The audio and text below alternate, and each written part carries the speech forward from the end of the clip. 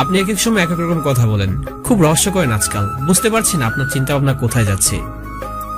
মানুষের চিন্তাশীলতা তার নিজস্ব, তবে ভালোবাসাটা বোঝার জন্য সেই চিন্তাশীলতাটাও প্রয়োজন, যা ভালোবাসা দিয়ে গড়া।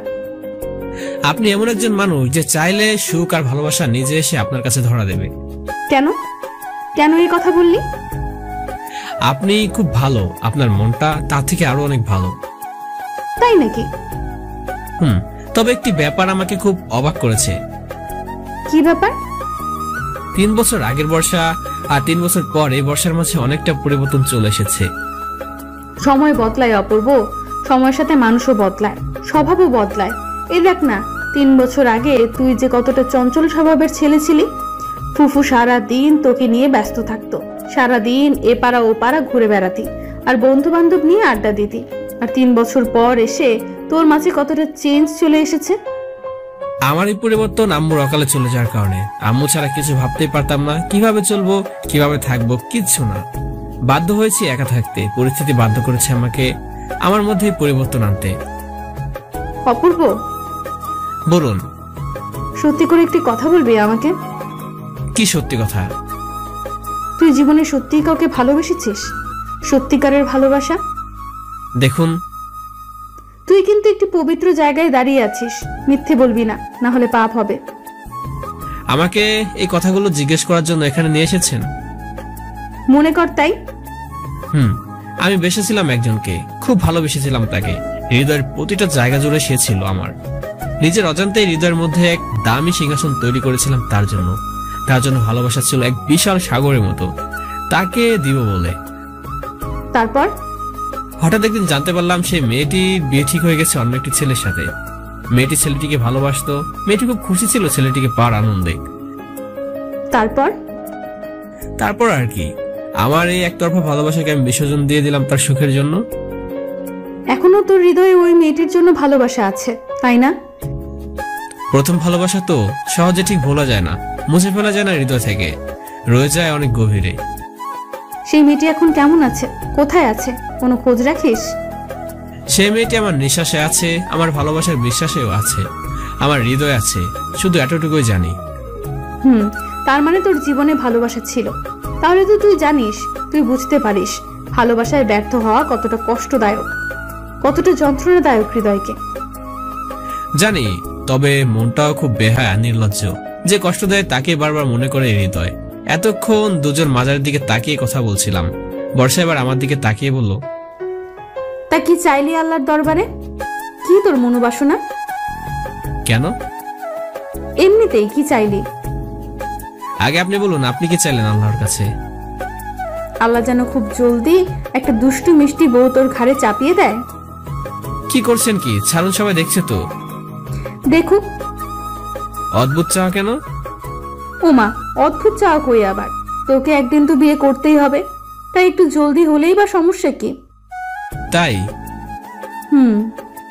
এত কেয়ারিং আমার জন্য? কেন?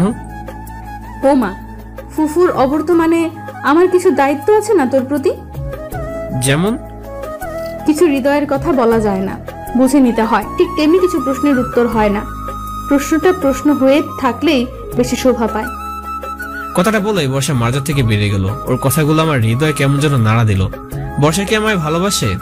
বর্ষায় অদ্ভুত কথাবার্তাগুলো কিসের প্রতি ইঙ্গিত করে বারবার, আমি আজও বুঝিনি। তবে ওর এমন আচরণগুলো খুব ভালো লাগে, হৃদয় ছিল আমার। আমিও মাজার থেকে বেরিয়ে এলাম। এসে দেখি বর্ষা গাড়িতে উঠে বসে আছে। এরপর আমিও গাড়িতে উঠলাম। তারপর গাড়ি বাড়ির দিকে চলতে লাগলো। ঘড়ির দিকে তাকিয়ে দেখি 3:30 বাজে। আমি বর্ষাকে বললাম, অনেক রাত হয়ে গেছে তাই না? হ্যাঁ, অনেক রাত হয়ে গেছে। আচ্ছা, আপনি যে বাড়ি থেকে বেরিয়ে এলেন এত রাতে, মামাকে বলেছেন?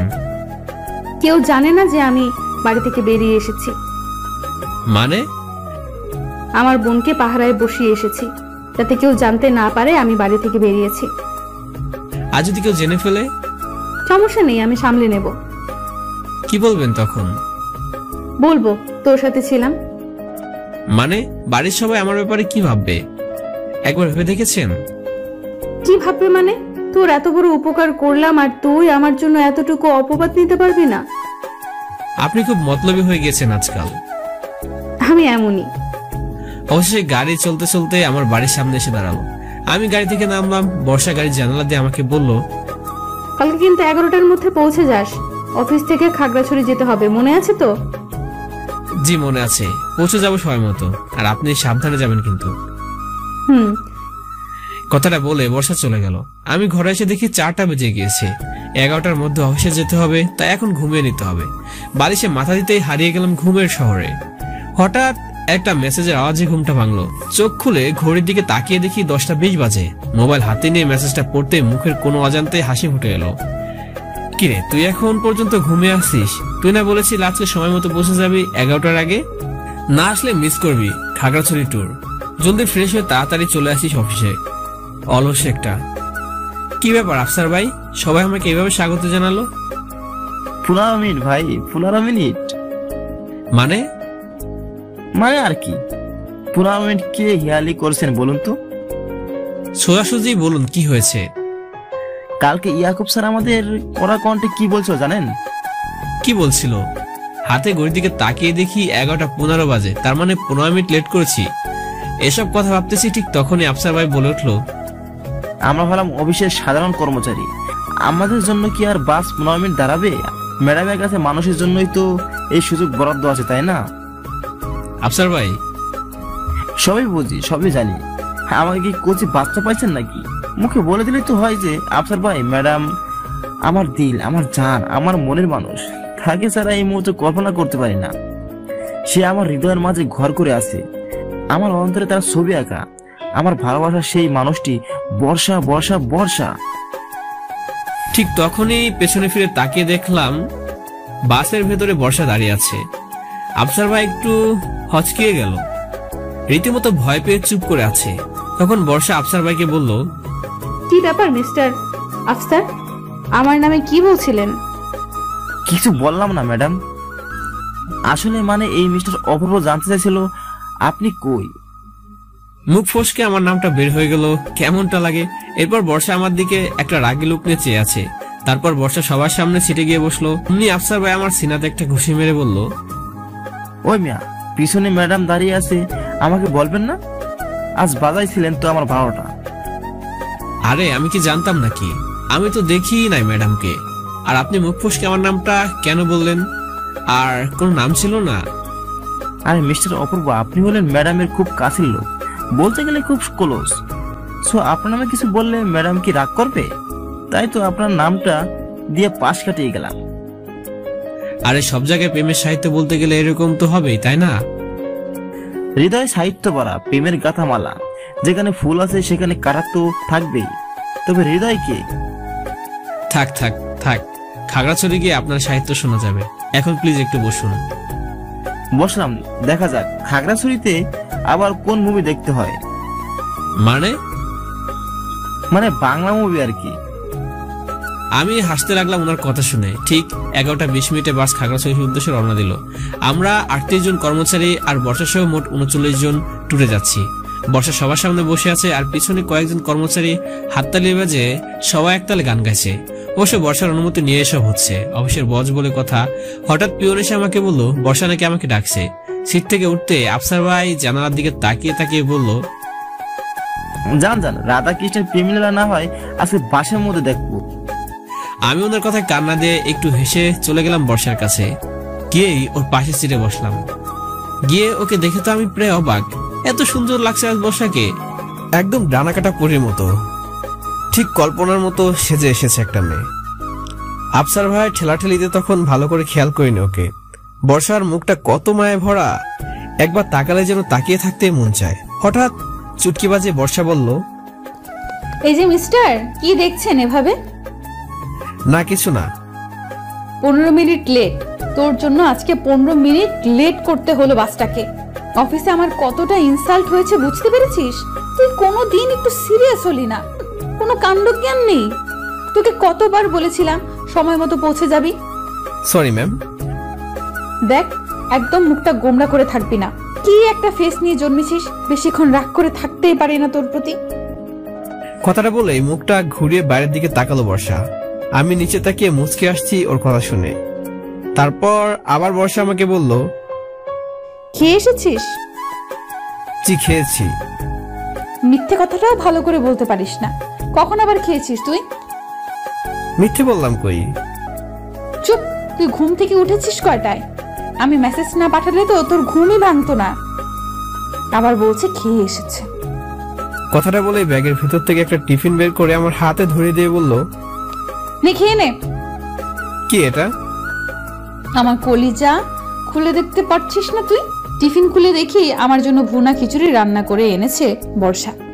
আমি বর্ষাকে বললাম, কিন্তু খাবো কি দিয়ে? খুব জোরে আমার হাতে একটা চামচ ধরিয়ে দিল, যেন রাগে ওর শরীর জ্বলেই যাচ্ছে।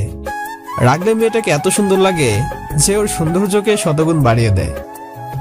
তারপর চামচ দিয়ে খেতে যাবো, ঠিক তখনই বর্ষা জানালার দিকে তাকিয়ে আমাকে বলল, আমি তো আর সব সময় থাকবো না তোর খেয়াল রাখার জন্য। এবার একটু নিজের যত্নের ব্যাপারে সিরিয়াস হ। এমন খামখেয়ালিপনা জীবনযাপনের কতদিন? ওর মুখে কথা শুনে আমার হৃদয় কেমন যেন মেঘে ছুঁয়ে গেল। কথাটা শুনে মনটা বড্ড খারাপ হয়ে গেল। আমি খিচুড়িটা না খেয়ে রেখে দিলাম। তখনই বর্ষা আমাকে বলল, কি হলো, রেখে দিলি কেন? আর খাবো না। খাবো না মানে? মাত্র কয়েক চামচ খেলি, এর মধ্যেই পেট ভরে গেছে। কি হলো, খা। আমি কিছু না বলে সিট থেকে উঠে পড়লাম। তখনই আমি চলে আসতে যাব, পিছনে ফিরে দেখি আফসার ভাই আমাদের পেছনের সিটে বসে আছে। কিন্তু উনি তো মাঝখানে সিটে ছিলেন, তাহলে পেছনের সিটে কি করে আসছেন? নিশ্চয়ই আমাদের কথা লুকিয়ে লুকিয়ে শুনছিল। আমি ওনাকে এড়িয়ে মাঝখানে সিটে এসে বসলাম। কিছুক্ষণ পর আফসার ভাই এসে আমার পাশে বসলো আর শুরু করে দিল ওনার বক বক। আরে সব বুঝি বুঝি, এরকম হৃদয় বিদারক ঘটনা শুনলে কি পেটে ক্ষুধা থাকে? মুখে কি আর খাবার যায়? মানে? আরে ভাই, অপূর্ব এসব কথা মেয়েরা বলেই থাকে। মেয়েদের বুক ফাটে তবুও মুখ ফোটে না। এটা তো তোমার বুঝতে হবে, তাই না? এরকম মন খারাপ করে চলে? আপনি আড়ি পেতে আমাদের কথা শুনছিলেন? আমি আসলে তোমাদের ব্যাপারটা বুঝতে পারছিলাম না, তাই পিছনে গিয়ে তোমাদের কথাবার্তা শুনতে চাইছিলাম। সবই শুনলাম, বুঝলাম। একটা জিনিস বুঝতে পারলাম না, ম্যাডাম তোমাকে তুই তুই করে বলছিল কেন? ছোটবেলার বন্ধু তো নাকি হঠাৎ ভালোবেসে ফেলছে, তাই না? ওরকম কিছু না। আফসার ভাই জানলার দিকে মুখ ফিরিয়ে আবার তার সাহিত্য শুরু করে দিলেন। হৃদয় জ্বলছে তোমার ভালোবাসার দহনে, আমি জ্বলবো পড়বো, জ্বলে পড়ে ছাই হয়ে যাব। তাতে কোনো আপত্তি নেই, শুধু তোমার ভালোবাসা দিও, তাতে আমি শিখতে হব প্রেমের মায়াজাল। যেতে ইচ্ছে করছে না, কিন্তু যদি না যাই তাহলে তো সবাই ভাববে তানার সাথে আমার কোনো সম্পর্ক আছে। সেই কারণে আমি ওর কথা মানছি না। আবার গিয়ে বসলাম ওর পাশে। ও আমার গালে হাত দিয়ে বলল, কি হলো, রাগ করেছিস আমার কথায়?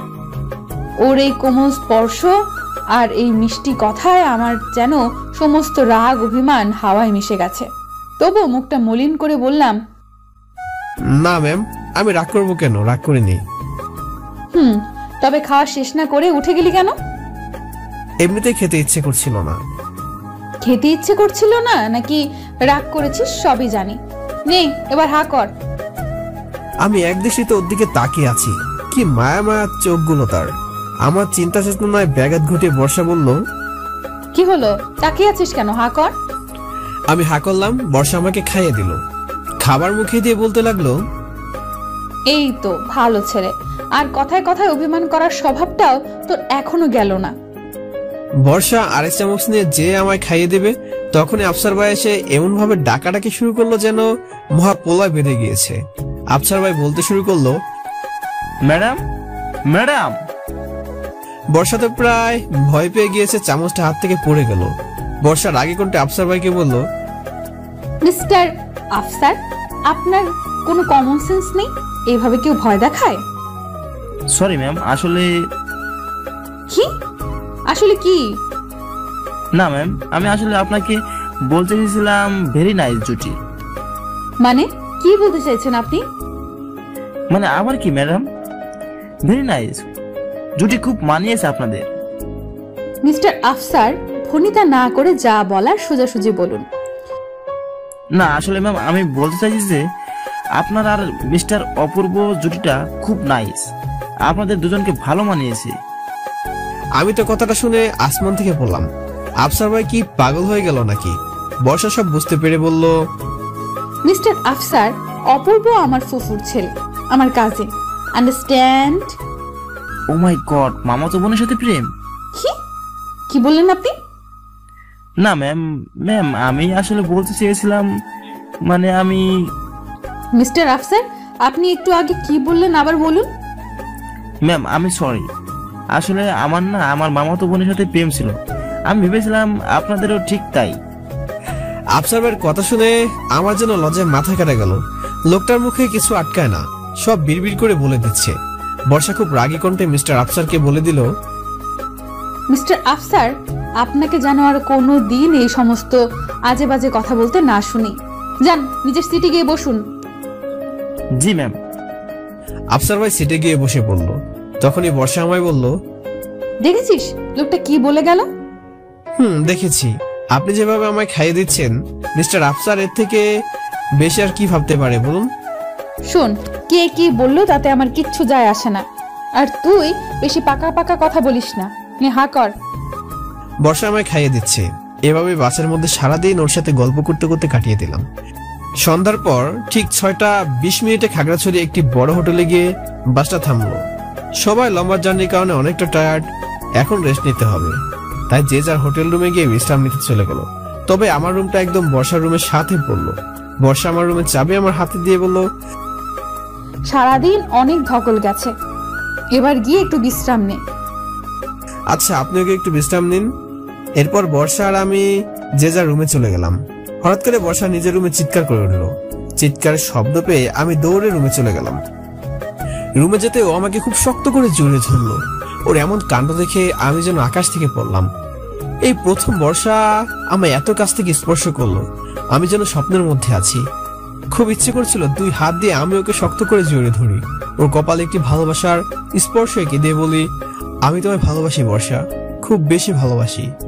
আমি আমার স্বপ্নের মধ্যে ডুবে আছি, আর ও আমাকে আরো শক্ত করে জড়িয়ে ধরে আছে।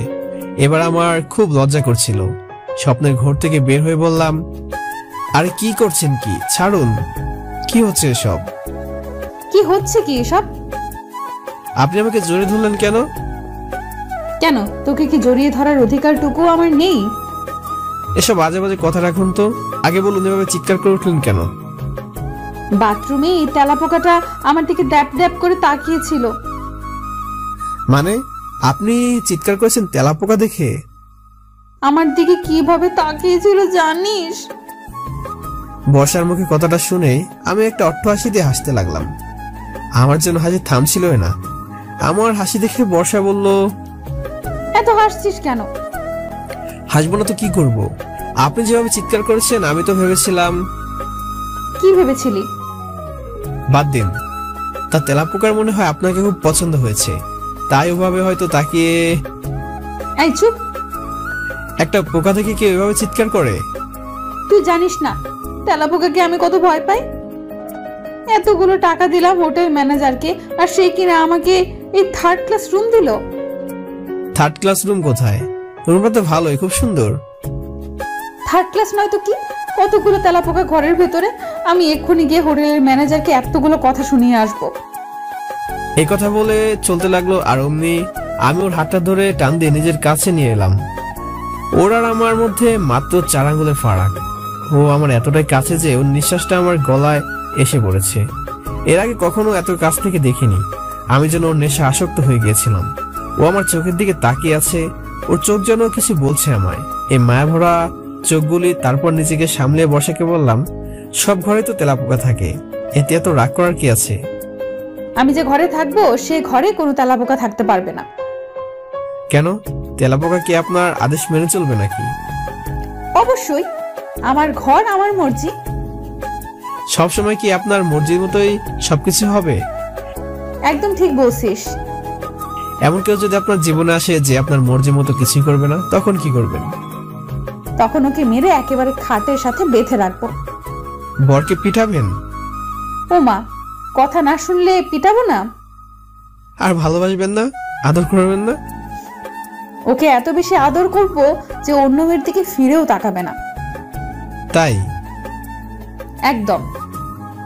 আমি বর্ষার হাতটা তখন থেকেই ধরে আছি। ওর কোনো হদিস নেই, শুধু চেয়ে আছি দুজন দুজনের দিকে। হঠাৎ দরজায় কেউ কড়া নাড়লো। আমরা দুজন চমকে গিয়ে দুজন দুজনকে ছেড়ে দেই। Yes, coming. ম্যাম, কিছু লাগবে? না, কিছু লাগবে না, তুমি এখন যেতে পারো। ওয়েটার চলে গেল। আমরা দুজনে খুব লজ্জায় পড়ে গেলাম। দুজনে এদিক ওদিক তাকাচ্ছি। আমি সব দ্বিধাদ্বন্দ্ব ভুলে গিয়ে বর্ষাকে বললাম, তাহলে ম্যাম আমি এখন আসি। ঠিক আছে যা, আর শোন, রাতে খেয়ে ঘুমাস। জি ঠিক আছে, খেয়ে ঘুমাবো। আমি আমার রুমে এসে ফ্রেশ হয়ে নিলাম। রাতে খাওয়া দাওয়া করে একটা লম্বা ঘুম দিলাম। এক ঘুমে রাত পার করলাম। হঠাৎ কলিং বেলের শব্দে আমার ঘুমটা ভেঙে গেল। দরজা খুলে দেখি বর্ষা একটা চন্দ্রমাখা হাসি নিয়ে আমাকে বলল, good morning. Good morning ma'am. কেমন ঘুম হয়েছে রাতে? খুব ভালো। তাড়াতাড়ি ফ্রেশ হয়ে নে, বাইরে যাব। কোথায়? আরে আশ্চর্য, এখানে কি তুই ঘুমাতে এসেছিস? ঘুরতে যাব সবাই মিলে। আচ্ছা ঠিক আছে। ঠিক আছে, তাড়াতাড়ি ফ্রেশ হয়ে বাইরে আয়, আমি অপেক্ষা করছি। জি ম্যাম। কথাটা বলে বর্ষা চলে গেল। আমি তাড়াতাড়ি ফ্রেশ হয়ে বাইরে গেলাম। গিয়ে দেখি পুরো টিম বাসে বসে আছে, মানে অফিসের সবাই। বর্ষার পাশের সিটটা খালি, সম্ভবত আমার জন্য রেখেছে। কিন্তু ওকে পাশ কাটিয়ে আমি মিস ফাইজার কাছে গিয়ে বসলাম। বর্ষা তো এই দৃশ্য দেখে তেলে বেগুনে জ্বলছে। অবশ্য ওকে একটু জেলাস ফিল করানোর জন্য আমি কাজটা করলাম। বুঝতে চাই যে আমার প্রতি ভালোবাসা কতটুকু। আমি মিস ফাইজার কাছে বসতেই আমাকে মিস ফাইজা বলল, হ্যালো মিস্টার অপূর্ব, কেমন আছেন? জি ভালো, আপনি কেমন আছেন? আমি পরিষ্কার ভালো, তবে আপনাদের বিষয়টা একটু ঘোলাটে লাগছে। মানে? অফিসের সবাই তো একটা বিষয় নিয়ে খুব চর্চা করছে। কোন বিষয় বলুন তো? ম্যাডাম আর আপনার বিষয়টা। ম্যাডাম আর আপনার এতটা ঘনিষ্ঠতা সবার মনে কিছু না কিছু প্রশ্ন তৈরি করছে। সবার মনেরটা বাদ দিন, আপনার মনে কি প্রশ্ন সেটা বলুন। সেটা তো আপনি বলবেন। যেমন? ভালোবাসেন আমাদের ম্যাডামকে? একটু লজ্জা পেলাম কথাটা শুনে, তবুও লজ্জা মাখা মুখ নিয়ে মিস ফাইজাকে বললাম, হৃদয়কে প্রশ্ন করতে হবে। কেন? আপনার হৃদয় আর আপনি কি আলাদা?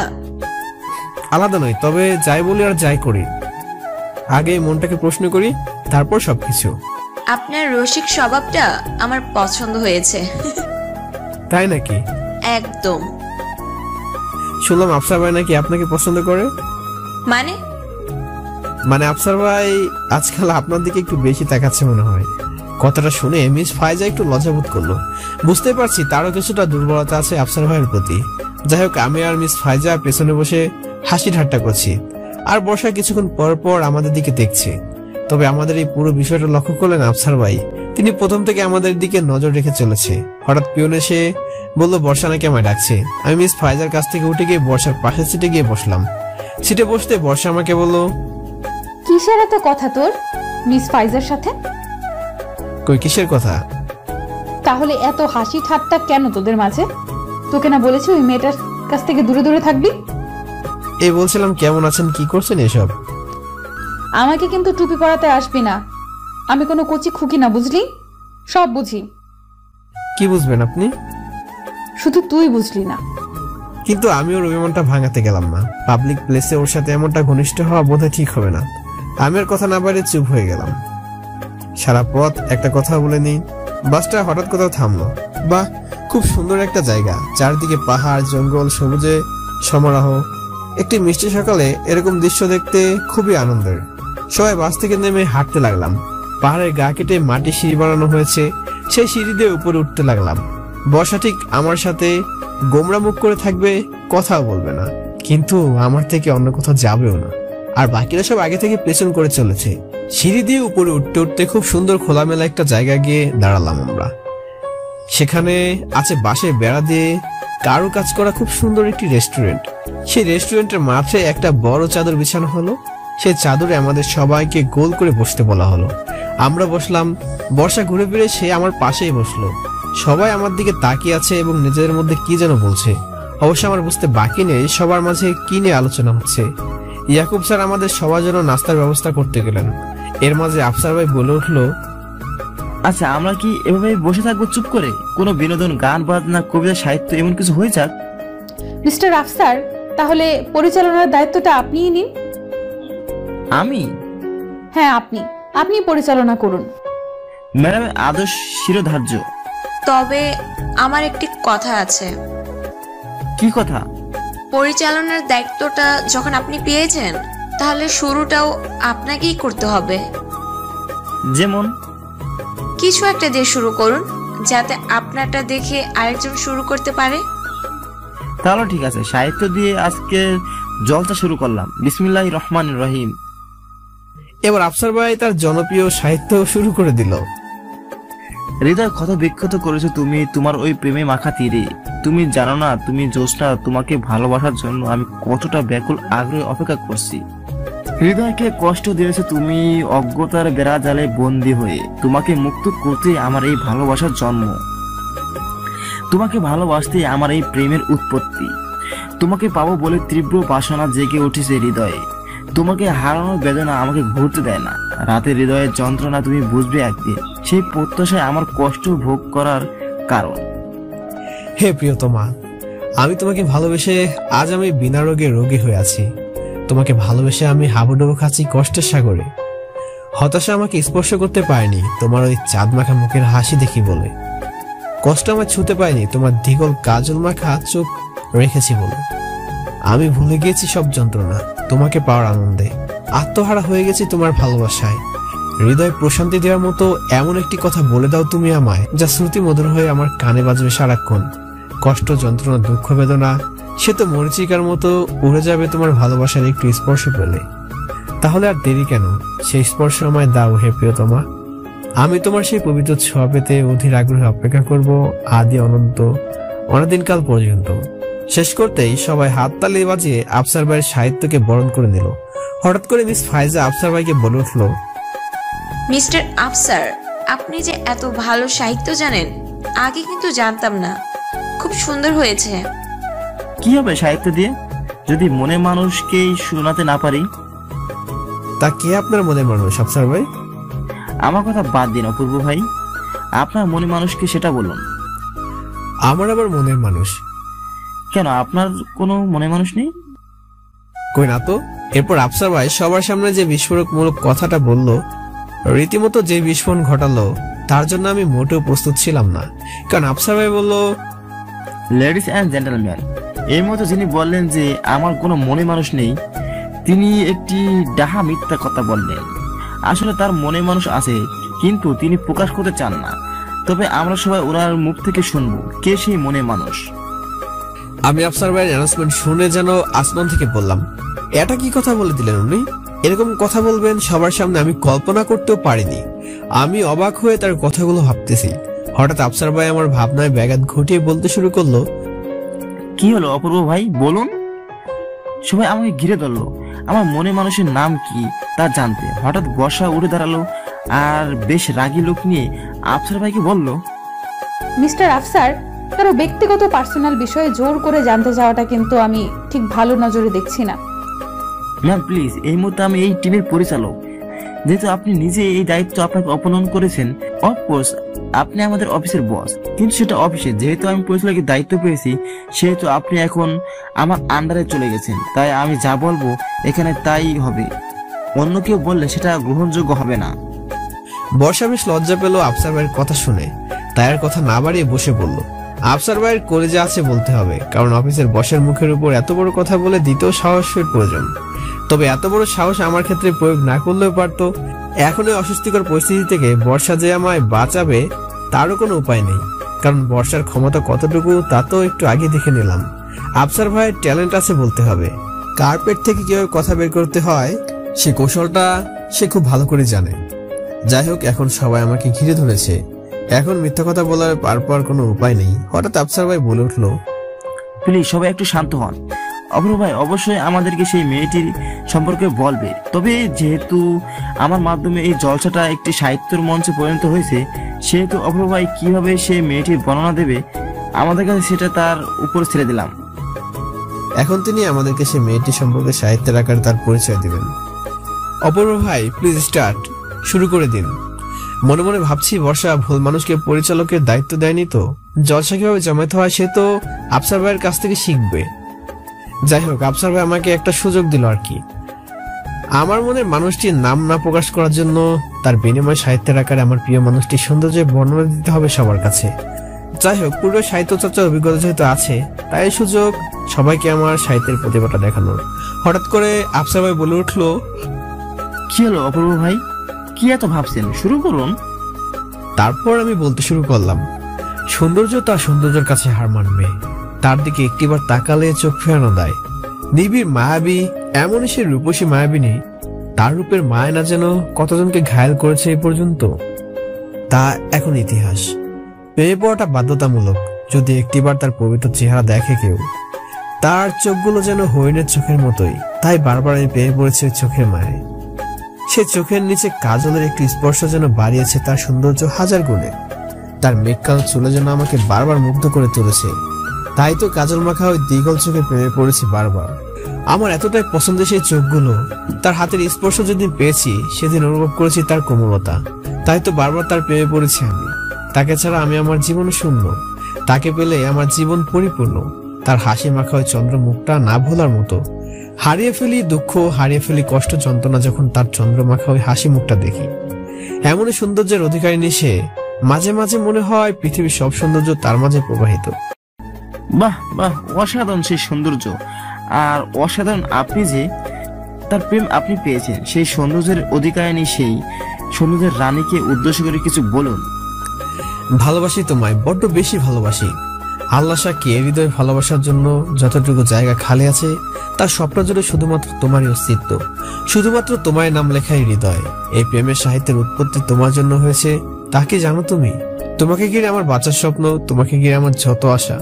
হে প্রিয়তমা, মনের সাহিত্যের প্রতিটি পাতায় তোমার নাম লেখা হয়েছে। প্রেমের গল্প লিখেছি এই হৃদয়ে, তোমাকে একদিন দিব বলে এই গল্পের সূচনা। তোমাকে ভালোবাসেছি বলে আজ সাধারণ থেকে অসাধারণ হয়ে ওঠার তীব্র বাসনা জেগেছে মনে। তোমাকে পাওয়ার যোগ্যতা অর্জন করবো বলে। জানি আমি যোগ্য নই তোমার ভালোবাসা পাওয়ার, তাই স্বপ্নের আকাশে উড়েছি তোমার নামে। যদি এতটুকু সুদৃষ্টি পাই তোমার, ধন্য হবে জীবন। তোমার নামে হৃদয়ের বইয়ের প্রতিটি পাতায় প্রেমের কাব্য লেখা, তোমার নামে জীবনে প্রতিটি স্তরে ভালোবাসা রাখা। তোমার জন্যই হে প্রিয়তমা, শুধু তোমার জন্য। যেদিন তোমার প্রথম দেখেছি, কসম আল্লাহর প্রেমে পড়েছি সেদিন তোমার পবিত্র চেহারা। নিজেকে বিলীন করে দিয়েছি তোমার মাঝে, প্রতিটা ক্ষণ প্রতিটা মুহূর্ত ভেবেছি তোমায় নিয়ে। প্রতিটা সময় কাটিয়েছি তোমার ভাবনায়, ঘুম হয়নি রাতে তোমার কথা ভেবে হেসেছি বালিশের কোনো মাথা রেখে। কত কাটিয়েছি নির্ঘুম রাত। হে প্রিয়তমা, তুমি আমার ভালোবাসা, তুমি আমার প্রাণ, তুমি আমার একলা মনের মিষ্টি অভিমান। তুমি আমার চোখের ভিতর আছো বৃষ্টি হয়ে, ধরার বুকে বৃষ্টি হলে তোমায় মনে পড়ে। আজ খুব বেশি মনে পড়ছে তোমাকে। জানি তোমায় বিহীন ঘুম হবে না রাতে। এই হৃদয়কে প্রশ্ন করেছে কখনো কতটা ভালোবাসো আমায়? আমি প্রশ্ন করেছিলাম, হৃদয় আমার বলেছে, এই ভালোবাসার কোনো তল খুঁজে পাবে না তুমি, খোঁজার ব্যর্থ চেষ্টা করো না কখনো। এতটাই গভীর তোমার ভালোবাসা, যে খুঁজতে যাবে সে তোমার ভালোবাসার গভীরতা, সে হারিয়ে যাবে তোমার ভালোবাসার সমুদ্রে। তাই ভুলে যাও না হে প্রিয়তমা, ভালোবাসি তোমায় অনেক, যা পাল্লায় মাপা যাবেই না। কষ্ট দিও না হে প্রিয়তমা, তোমাকে পাবো বলে কম কষ্ট সহ্য করিনি হৃদয়। শুধু ভালোবাসাই চাই, তবে শুধু ভালোবাসা নয়, ওই মনটা দিও সাথে একটু মিষ্টি রাগ। আমাদের প্রেমের অপূর্ণতা পাবে তোমার ছোট্ট ছোট্ট অভিমান ভরা আচরণগুলো। ছোট্ট একটি ঘর বানিয়ে এই হৃদয় রেখেছি তোমাকে খুব সুরক্ষিত জায়গায়। সেখানে শুধু আমার আনাগোনা, আর কাউকে প্রবেশ করতে দেব না। আমার হৃদয়ের উপর শুধু তোমারই আধিপত্য, তাই রাখবো না সেই হৃদয় যেখানে তোমার চিহ্ন মাত্র নেই। বিসর্জন দেব সেই হৃদয়কে, ভালোবাসার সমুদ্রে ভাসিয়ে দিব তাকে। হে প্রিয়তমা, বাঁচবো না তোমায় ছাড়া। তুমি প্রাণ ভ্রমরা হয়ে এই হৃদয় আছো, তাই চলে যেও না হৃদয় ছেড়ে। কথা দিচ্ছি এতটাই ভালোবাসবো যা ভাবতেই পারবে না। কেউ আমার মতো তোমায় ভালোবাসতেও পারবে না কোনো দিনও। হে অপরিচিতা, আজ তুমি আপনের চেয়েও আপন। তুমি মিশে রয়েছে আমার জীবনের প্রতিটি অনুভূতির মাঝে। আমার আবেগ তোমাকে ঘিরে, ভালোবাসার দেয়াল তৈরি করেছি তোমার আমার মাঝে। সেই দেয়ালে শুধু তোমার নাম লেখা। তোমাকে ঘিরে আমার আঁকা স্বপ্নগুলি মলিন করে দিও না হে প্রিয়সী। এই হৃদয়কে আঘাত করার আগে এই হৃদয় রাখা তোমার জন্য অপরন্ত ভালোবাসার দিকে একটু নজর দিও। আমার বিশ্বাস তুমি আমারই হবে তখন। বড্ড বেশি ভালোবাসি তোমায়। আরে মিস্টার আফসার, আপনি হা করে কি দেখছেন? এত সুন্দর সাহিত্য করলেন মিস্টার অপূর্ব, কিছু তো একটা বলুন। আরে মিস ফায়জা, মিস্টার অপূর্ব এর কাছে আমি প্রাইমারি ছাত্র হয়ে গেলাম। এত সুন্দর সাহিত্য, সত্যি আপনি মহান, জাস্ট অ্যামেজিং, বিউটিফুল, যা আপনার ভাষায় প্রকাশ করার মতো না। আরে থামুন থামুন, বুঝতে পেরেছি আপনি সত্যি মুগ্ধ হয়েছেন ওনার সাহিত্যে। মুগ্ধ মানে? ডিসিশন তো ফাইনাল। আজ থেকে প্রতিদিন ওনার কাছে সাহিত্য ক্লাস নেব। যদি আমার ভাগ্য সেরকম কেউ জুটে, মিস্টার অপূর্বের শেখানো সাহিত্য শুনে। আফসার ভাইয়ের কথা শুনে সবাই হেসে দিল। তখনই আফসার ভাই বলে উঠলো, সাইলেন্স প্লিজ। এখন আমাদের রেসপেক্টেবল ম্যাম বলবেন যে মিস্টার অপূর্বের এত সুন্দর প্রেম ভরা মধু ভরা সাহিত্য কেমন লেগেছে। ম্যাম প্লিজ বলুন। বর্ষা আমার দিকে তাকিয়ে এক কথা বলে দিল, যার মনে এত ভালোবাসা থাকে তার প্রিয়জনের জন্য, সে অবশ্য একদিন তার প্রিয় মানুষটিকে পাবে, আমার বিশ্বাস। ইনশাল্লাহ, আমার বিশ্বাস মিস্টার অপূর্ব যদি আমাকে তার প্রেমে ভরা সাহিত্য শিখিয়ে দেন, তাহলে আমিও একদিন আমার মনে মানুষ পাবো। কি মিস ফায়দা ভুল বললাম? মিস ফাইজা তো লজ্জায় লাল হয়ে গিয়েছে। আফসার ভাই আবার মিস ফাইজাকে বলে উঠলো, তা মিস ফায়দা আপনি বলুন কেমন হয়েছে? প্রশংসা করে মিস্টার অপূর্ব ছোট করব না, যতই প্রশংসা করি না কেন ততই কম হবে। শুধু এতটুকু বলবো, হৃদয় যদি পবিত্র প্রেম না থাকে তাহলে এরকম সাহিত্য বলা দুষ্কর। ভাগ্যবান সেই মেয়ে যে মিস্টার অপূর্বের নজর কাটতে পেরেছে। একে একে সবাই আমার সাহিত্যের ভালো প্রশংসা করলো, কমপ্লিমেন্ট দিল। প্রশংসার বাক্যে আমি তো প্রায় পঞ্চমুখ। এরই মাঝে ইয়াকুব স্যার আমাদের জন্য নাস্তা নিয়ে এসেছে। সবার হাতে হাতে নাস্তা দেওয়া হচ্ছে। নাস্তাকে আমরা আবার হাঁটতে শুরু করলাম। এবার আর সবাই একসঙ্গে নয়, বিচ্ছিন্নভাবে সবাই আলাদা আলাদা ভাবে হাঁটছে পাহাড়ের গলিতে গলিতে। আমার কাছে মনে হচ্ছে এই মুহূর্তটা আমার জন্য খুবই রোমান্টিক অনুকূলে। বর্ষাকে আমার মনের কথা বলার সঠিক সময়। বর্ষা দূরে একা একা দাঁড়িয়ে আছে। মনে সাহস করে আমি ওর কাছে গিয়ে দাঁড়ালাম। সেখানে যেতে বর্ষা আমাকে বলল, এত সুন্দর সাহিত্য জানিস? আগে জানতাম না তো। আপনি কি এখন জানালেন নাকি? না, আগেও জানতাম, তবে এত বছর পরিবার থেকে বিচ্ছিন্ন, বন্ধু বান্ধব থেকে আলাদা, কোনো চর্চা ছাড়াই এত সুন্দর সাহিত্য। আমি সত্যি অবাক। এতে অবাক হওয়ার কি আছে? আফসার ভাই যেভাবে আমাকে ফাঁদে ফেলেছে, কিছু না কিছু তো একটা করতেই হবে, তাই না? আচ্ছা, তোর সেই ভালোবাসার মানুষটার নাম তো আমি আজও জানলাম না। যাকে উদ্দেশ্য করে এত সাহিত্য রচনা করলি, তার নামটা তো আমার কাছে অজানাই থেকে গেল। কিছু নাম হৃদয়ে থাকে, তা প্রকাশ করতে নেই, মনে রাখতে হয়। আর থাকতে হয় এমন একটি মানুষের অপেক্ষায় যে ভালোবাসার দৃষ্টি দিয়ে ওই নামটি পড়তে পারবে। সত্যি সেই মেয়েটি ভাগ্যবান, যাকে তোর মতো এক ছেলে ভালোবেসেছে। সে নামটি ভাগ্যবান কিনা আমি জানি না, তবে আমি খুব লাকি। কেন? কারণ পৃথিবীতে এত মেয়ে থাকতে আমার মনটা শুধু তার প্রতি টানে, এবং এই অদ্ভুত একটি বন্ধন আমাকে প্রশান্তি দেয়। সেই মেয়েটি যদি একদিন এসে তোকে বলে যে সে তোর জীবনে ফিরতে চায়, তোকে ভালোবাসে, কি করবি সেদিন? ঠিক একই প্রশ্ন আমি আপনাকে করেছিলাম আকাশের ব্যাপারে। আপনার উত্তরটা কি ছিল মনে আছে? বলেছেন সেই পরিস্থিতিতে আপনি কি বলবেন তা আপনি জানেন না। আমার ক্ষেত্রে ঠিক তেমনই, জানি না। দুজনে নীরব হয়ে গেছি। এসেছিলাম আমার মনে কথা বলতে, কিন্তু বর্ষার রহস্যময় প্রশ্নগুলো আমায় থামিয়ে দিল।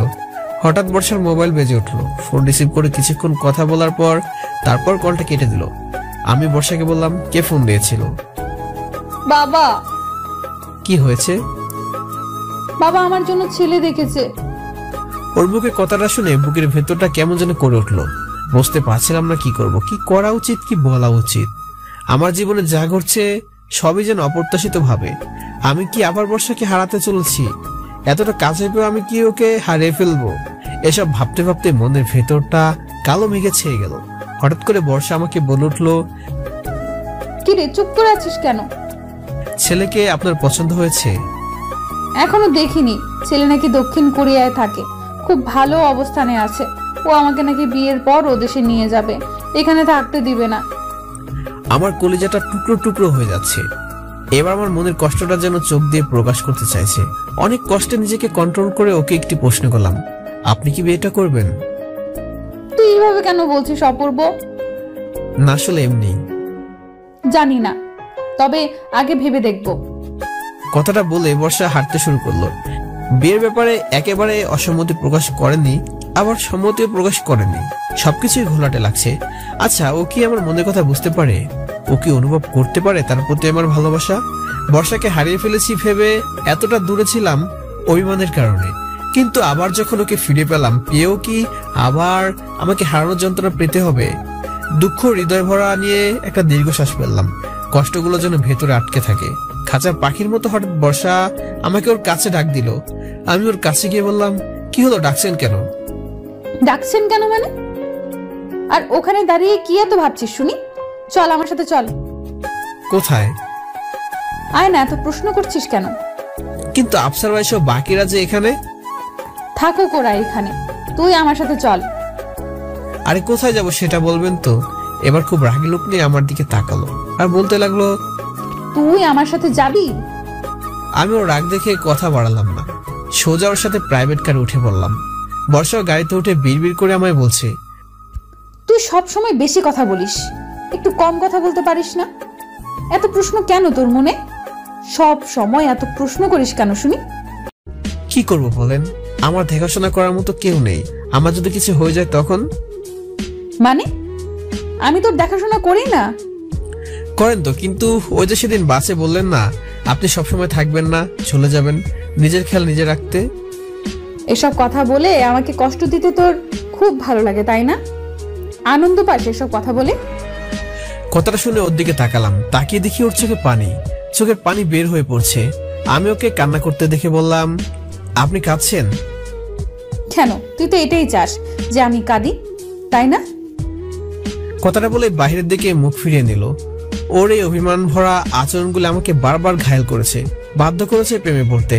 তাই তো মেয়েটাকে এত ভালোবাসি, এতটাই ভালো লেগেছে আমার।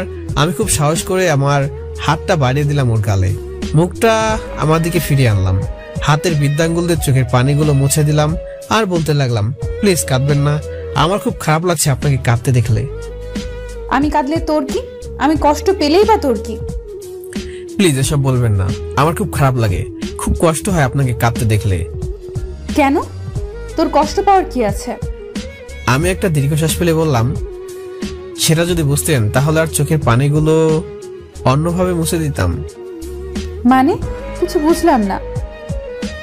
বাদ দিন, কোথায় যাচ্ছি আমরা? এই তো এসে পড়েছি। হঠাৎ গাড়িটা থামলো। গাড়ি থেকে নেমে বর্ষা আমাকে বলল, এবার গাড়ি থেকে নেমে আয়। গাড়ি থেকে নেমে দেখি খুব সুন্দর একটা জায়গায় নিয়ে এসেছে। পাহাড়ের গা বেয়ে ঝর্ণা পড়ছে, ঝর্ণার শব্দ যেন চারদিকে আলাদা একটা পরিবেশ তৈরি করেছে। সত্যি অসাধারণ, খুব মনোমুগ্ধকর পরিবেশ। হৃদয়টা জুড়ে গেল এখানে এসে। হঠাৎ করে বর্ষা আমাকে বলে উঠলো, সুন্দর জায়গা না? হ্যাঁ খুব সুন্দর। আচ্ছা অপূর্ব, তুই ঝর্ণায় কোনোদিন গোসল করেছিস? না, কোনোদিন হয়ে ওঠেনি। চল আজকে ঝর্ণায় গোসল করি দুজনে। আমি মানে? এ কি, তোর চোখগুলো এত বড় বড় হয়ে গেছে কেন কথা শুনে?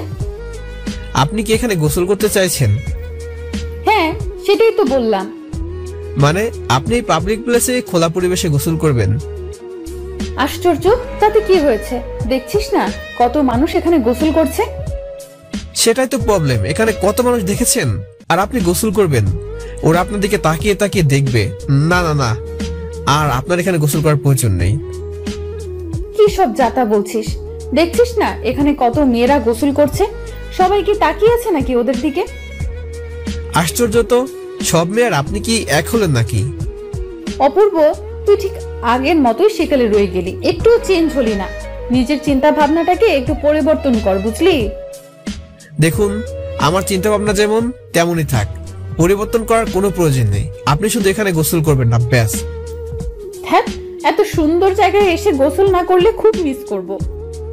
আরে হোটেলে কি গোসল করার জায়গার অভাব আছে নাকি যে আপনি এখানে গোসল করবেন? অপূর্ব, তোর না বুদ্ধি শুদ্ধি লোপ পেয়েছে। হোটেলে গোসল করা আর এখানে গোসল করার মজা কি এক হবে নাকি? দেখুন, এত কিছু বুঝি না, এখানে আপনার গোসল করার কোনো প্রয়োজন নেই। বেশি কথা বলবি না তো, আমি এখানে গোসল করব, ব্যাস। কথাটা বলে ও পা বাড়ালো ঝর্ণার দিকে, আর ঠিক তখনই আমি ওর হাতটা ধরে নিজের বুকের কাছে নিয়ে আসলাম আর খুব বিরক্তিকর কণ্ঠে বলতে লাগলাম, আপনাকে একটি কথা বুঝিয়ে বললে আপনি বুঝেন না কেন? হ্যাঁ, আপনাকে বলছি এখানে গোসল করার কোনো প্রয়োজন নেই। আপনি এখানে গোসল করবেন আর কত ছেলেরা আপনাকে এই ভেজা অবস্থায় দেখবে আপনি জানেন? একবার বলেছি যখন এখানে গোসল করার কোনো প্রয়োজন নেই, তো ব্যাস, এই নিয়ে আর কোনো কথা হবে না। এত জেদ কেন আপনার? হ্যাঁ, একটি কথা ভালোভাবে মাথায় ঢুকে নিন, যতদিন আপনি এখানে আছেন আপনার সিকিউরিটির দায়িত্ব আমার। সো এখানে কোনো গোসল করবেন না তো করবেন না, আর কোনো কথা নয়, বুঝতে পারছেন? কথাগুলো বলতে বলতে হাঁপিয়ে গিয়েছি একদম। এক নিঃশ্বাসে কথাগুলো বলে দিলাম ওকে, আর কথাগুলো বলে যেন আমি বোকা বনে গেলাম। এভাবে কোনোদিন ওর সাথে কথা বলিনি। বর্ষা এক দৃষ্টিতে তাকিয়ে আছে, আমার কথাগুলো শুনছিল। ওর চোখে মুখে অবাক করার ছাপ। আমি যে ওর প্রতি এতটা কেয়ারফুল হবো মনে হয় আমার কাছ থেকে এতটা এক্সপেক্ট করেনি। ওর মুখের কোণে একটা হাসি ফুটে উঠলো, আমাকে প্রশ্ন করলো, অপূর্ব তুই ঠিক আছিস? কি হয়েছে তোর? ওর কথা শুনে আমার যেন হুঁশ ফিরে এলো। আমি হুট করে ওর হাতটা ছেড়ে দিলাম। আমি চুপ করে দাঁড়িয়ে আছি। বর্ষা আবার আমাকে বলল, কি রে, কি হলো বল? এত রেগে গেলি কেন? না আসলে ম্যাম আমি সরি, মানে আচ্ছা ঠিক আছে, আমি এখানে গোসল করব না, ওকে? আমি মুচকি মুচকি হাসি নিয়ে মাথা নাড়ালাম। বর্ষা মুচকি হাসি হাসতে। তারপর বর্ষা আবার আমাকে বলে উঠলো, এবার চল একটু হাঁটি। জি চলুন। কি ব্যাপার, এত রেগে গেলি কেন? না আসলে মাথা ঠিক ছিল না তখন। তাই এখানে আমার প্রোটেকশনের দায়িত্ব তোর, তাই না? আমি তো লজ্জা পাচ্ছিলাম ওর দিকে তাকাতেই। ওদিক ফিরে শুধুই হাসছি। বর্ষা মনে হয় আমার লজ্জা পাওয়ার ব্যাপারটা বুঝতে পেরেছে, তাই আর বেশি কথা বাড়েনি। হঠাৎ করে বর্ষার মোবাইলটা বেজে উঠলো। ফোন রিসিভ করে কিছুক্ষণ কথা বলে কেটে দিল। আমি বর্ষাকে জিজ্ঞেস করতেই বললো আর্জেন্ট মিটিং পড়েছে, তাই এখন হোটেলে যেতে হবে। এ কথা শুনে আমি বর্ষাকে বললাম, মিটিং? কিন্তু আমরা তো এখানে ট্যুরে এসেছি, তাই আবার কিসের মিটিং? আসলে খাগড়াছড়িতে আমাদের যে অফিসটা আছে ওইখানে কিছু এমপ্লয়ি নিয়োগ করতে হবে, কিন্তু ওদেরকে যে লিস্ট করবে সে একটু অসুস্থ হয়ে পড়েছে, তাই ঢাকা থেকে ফোন করে আমাকে যেতে বলেছে। তাহলে দেরি কেন, জলদি চলুন, নিশ্চয়ই ওরা অপেক্ষা করছে। হ্যাঁ চল। এরপর আমি আর বর্ষা দুজনে বেশি ঘোরাঘুরি না করে জলদি গাড়িতে উঠে সোজা হোটেলে চলে গেলাম। আলাদা একটি রুমে ইন্টারভিউ হবে, সেখানে ইয়াকুব স্যার আর বর্ষা থাকবে। কিন্তু বর্ষা আমাকে ওর সাথে যেতে বললো। কি আর করার, ওর কথা মতো ওর সাথে গিয়ে বসলাম। 21 জন ইন্টারভিউ দিতে এসেছে, তাদের মধ্যে থেকে 10 জনকে সিলেক্ট করা হলো। একে একে সবাই ইন্টারভিউ দিচ্ছে। ইয়াকুব স্যার আর বর্ষা তাদেরকে কিছু প্রশ্ন করেছে, কেউ দিতে পেরেছে, কেউ পারছে না। একে একে 11 জনের ইন্টারভিউ দিল। বর্ষা নিচে তাকিয়ে তাদের নম্বর দিচ্ছে।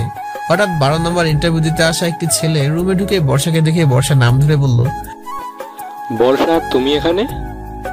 বর্ষা কথাটা শুনে মুখ তুলে তাকাতে ওর মুখটা একদম কালো হয়ে গেল। ইন্টারভিউ দিতে আসা একটি ছেলে কিভাবে অফিসের বসকে নাম ধরে ডাকে, বিষয়টা আমার কাছে একদম ঘোলাটে লাগছিল। হঠাৎ করে বর্ষা রাগী কণ্ঠে বলে উঠল, আপনার সাহস কি করে যার কাছে ইন্টারভিউ দিতে এসেছেন তাকে নাম ধরে ডাকার? বর্ষা তুমি এভাবে কথা বলছো কেন? শাট আপ মিস্টার আকাশ, এটা ইন্টারভিউ দেওয়ার জায়গা, আপনার পার্সোনাল বিষয় নিয়ে ডিসকাস করার জায়গা নয়, বুঝতে পেরেছেন? এতক্ষণ আমি সব বুঝতে পারলাম। আসলে ছেলেটা হলো আকাশ, বর্ষার এক্স বয়ফ্রেন্ড, যার সাথে বর্ষার বিয়ে ঠিক হয়েছিল। কিন্তু আকাশের অন্য মেয়ের সাথে এফআইআর থাকায় বিষয়টা ভেঙে দেয় এবং ব্রেকআপ হয়ে যায়। বর্ষার মুখে এমন কড়া কথাগুলো শুনে আকাশ মাথা নিচু করে দাঁড়িয়ে আছে, কোনো কথা বলছে না। হঠাৎ করে ইয়াকুব স্যার বলে উঠলো, আরে বেয়াদব, এ কেমন আচরণ তোমার? তুমি ম্যাডামকে নাম ধরে ডাকছো? সরি স্যার, ভুল হয়ে গেছে। আকাশ মাথা নিচু করে দাঁড়িয়ে আছে, কোনো কথাই বলছে না। ইয়াকুব স্যার এবার চেয়ার দেখিয়ে আকাশকে বলল, এবার এখানে এসে বসো। আকাশ এসে চেয়ারে বসে পড়ে, আর বর্ষা খুব রাগী মুডে খাতায় যারা উপস্থিত হয়েছে তাদের নম্বর দিচ্ছে। এরই মধ্যে ইয়াকুব স্যার আকাশের এই অপ্রত্যাশিত ব্যবহার নিয়ে খুবই অসন্তুষ্ট। আর এই অসন্তুষ্ট মুডের মধ্যে আকাশকে কয়েকটি অদ্ভুত প্রশ্ন করল। আকাশ কিছু প্রশ্নের উত্তর দিতে পারলো, আর কিছু দিতে পারলো না। বর্ষাও কিছু প্রশ্ন করলো আকাশকে, তবে সেই পরিবেশটা আমার কাছে এতটা অদ্ভুত লেগেছে যা ভাষায় প্রকাশ করার মতোই না। এমন ভাবে বর্ষা আকাশকে প্রশ্নগুলো করলো যেন আকাশ ওর চিরকালের শত্রু। মনে হয় বর্ষা চায় না আকাশ এই কোম্পানিতে জব করুক কিংবা চান্স পাক। ইন্টারভিউ শেষে আকাশ বাইরে চলে গেল। তারপর বাকি যে কয়েকজন ছিল তাদেরও ইন্টারভিউ নেওয়া হলো। আকাশ সহ 21 জন বাইরে অপেক্ষা করছে অ্যানাউন্সমেন্টের জন্য। তাদের 21 জনের মধ্য থেকে 10 জনকে সিলেক্ট করা হবে। বর্ষা আর ইয়াকুব স্যার বসে বসে আলোচনা করছেন যে কাদেরকে নেওয়া যায়, কাকে জবটা দিলে ভালো হবে। আমিও তাদের সাথেই বসে রইলাম। কাজের কাজ তো আমার কিছুই নেই, শুধুই বর্ষার কারণে এখানে আছি। দীর্ঘ 1 ঘন্টা পর অ্যানাউন্সমেন্ট করা হলো। তবে যে বিষয়ে আমি একেবারে অবাক হইনি সেটা হলো যে 10 জনকে নেওয়া হয়েছে, তাদের মধ্যে আকাশ নেই। আকাশকে রিজেক্ট করা হয়েছে। অবশ্যই বর্ষার ওই রকম বিহেভ দেখে আমি আন্দাজ করেছিলাম যে এমন কিছু একটাই হবে। অ্যানাউন্সমেন্ট শুনে যারা সিলেক্ট হয়েছে তাদের মুখে হাসি, আর যারা সিলেক্ট হয়নি তারা গোমরা মুখ নিয়ে বাইরে চলে গেল। তবে আকাশ কোনো পারমিশন ছাড়াই ইন্টারভিউ রুমে ঢুকে বলল, ইয়াকুব স্যার আকাশের বিহেভ দেখে এতটা রেগে গেলেন যে আকাশকে এবার গালি দিয়ে বসলেন। আরে ইডিয়েট, তোমার এত বড় সাহস, তুমি পারমিশন ছাড়া ভেতরে ঢুকলে কেন? স্যার প্লিজ, আমার কিছু কথা ছিল ম্যামের সাথে। ইউ রাস্কেল, আবার কথা বলছো? বের হয়ে যাও এই মুহূর্তে, না হলে সিকিউরিটি দিয়ে বের করে দেবো তোমায়। স্যার প্লিজ স্যার, আমার কিছু কথা ছিল ম্যামের সাথে, প্লিজ আমাকে একটু কথা বলতে দিন। আবার? ইয়াকুব সাহেব, আপনি একটু বাইরে যান, আমি দেখছি ছেলেটার প্রবলেম কি। কিন্তু ম্যাম। আপনাকে যেটা বলছি সেটা করুন। ইয়াকুব স্যার বর্ষার রাগ দেখে চলে গেলেন। আকাশ দৌড়ে এসে বর্ষাকে বিনয় সুরে বলতে শুরু করলো, বর্ষা প্লিজ আমার সাথে এরকম করো না, প্লিজ আমার চাকরিটা খুব দরকার, না হলে অনেক প্রবলেম হয়ে যাবে, প্লিজ বর্ষা একটু দয়া করো আমার প্রতি। এ তোমার কেমন বেহাল অবস্থা হয়েছে আকাশ? তোমার বাবার তো ভালোই অবস্থান ছিল, আর একটা চাকরির জন্য এরকম অনুনয় বিনয় করছো? ভাগ্য আজ তোমাকে কোথায় নিয়ে দাঁড় করিয়েছে দেখেছো? আকাশ মাথা নিচু করে আছে, কোনো কথা বলছে না। বর্ষা তার অবস্থা দেখে আবার বলে উঠল, তা কি ব্যাপার? আমার কাছে এত রিকোয়েস্ট করার মানে কি? তোমাকে সিলেক্ট করা হয়নি সো হয়নি, কারো সুপারিশ নিয়ে এখানে চাকরি পাওয়া যায় না। তুমি এখন যেতে পারো, গুড বাই। Shut up. যারা অন্যের মন নিয়ে ছিনিমিনি খেলে তাদের জন্য আমার মনে কোনো দয়া মায়া নেই। প্রাতিষ্ঠানিক সার্টিফিকেট দিয়ে নয়, মানুষের চারিত্রিক বৈশিষ্ট্য দেখে আমি মানুষ বিবেচনা করি। মনে পড়ে আমাকে ভালোবাসো, আবার অন্য একটি মেয়ের সাথে সম্পর্ক রেখেছিলে তুমি, প্রতারণা করেছিলে আমার সাথে। তুমি ভাবলে কি করে যে তোমার মনে আমার জন্য এক তিল পরিমাণ দয়া হবে? ঘৃণা করি আমি তোমায়, জাস্ট ঘৃণা। তুমি এখন যেতে পারো। আমি শুধু নীরব দর্শকের মতো ওদের কথাবার্তা শুনতে যাচ্ছি। বর্ষার মুখে কথাগুলো শুনে আকাশ মাথা নিচু করে চলে যেতে লাগলো। হঠাৎ বর্ষা পেছন থেকে আকাশকে ডাকলো আর বলল, আচ্ছা আকাশ, একটা প্রশ্ন ছিল। বাবার পকেটে পয়সা উড়িয়ে দিয়ে যে ছেলেটা আজ এই মেয়ে কাল ওই মেয়েকে নিয়ে ঘুরে বেড়াতো, সে ছেলেটার এই বেহাল দশা কেন? খুব জানতে ইচ্ছে করছে। আসলে তোমার এই পরিস্থিতি দেখে আমার তো খুব হাসি পাচ্ছে। তাই আকাশ মাথা নিচু করে বলল, তুমি বিয়ে ভেঙে দেওয়ার 4 মাস পর বাবা হার্ট অ্যাটাক করে মারা যায়। ওদিকে ব্যবসায় আমি অনভিজ্ঞ হওয়ায় ভালো করে সামাল দিতে পারিনি, তাই বাসায় একের পর এক লোকসান হচ্ছিল, যার ফলে ব্যবসায় ধস নামলো, অফিসটা নিলাম হয়ে গেল, সেই সাথে বাড়িটা। তাই মাকে আর ছোট বোনকে গিয়ে খাগড়াছড়িতে মামার বাড়ি চলে আসি।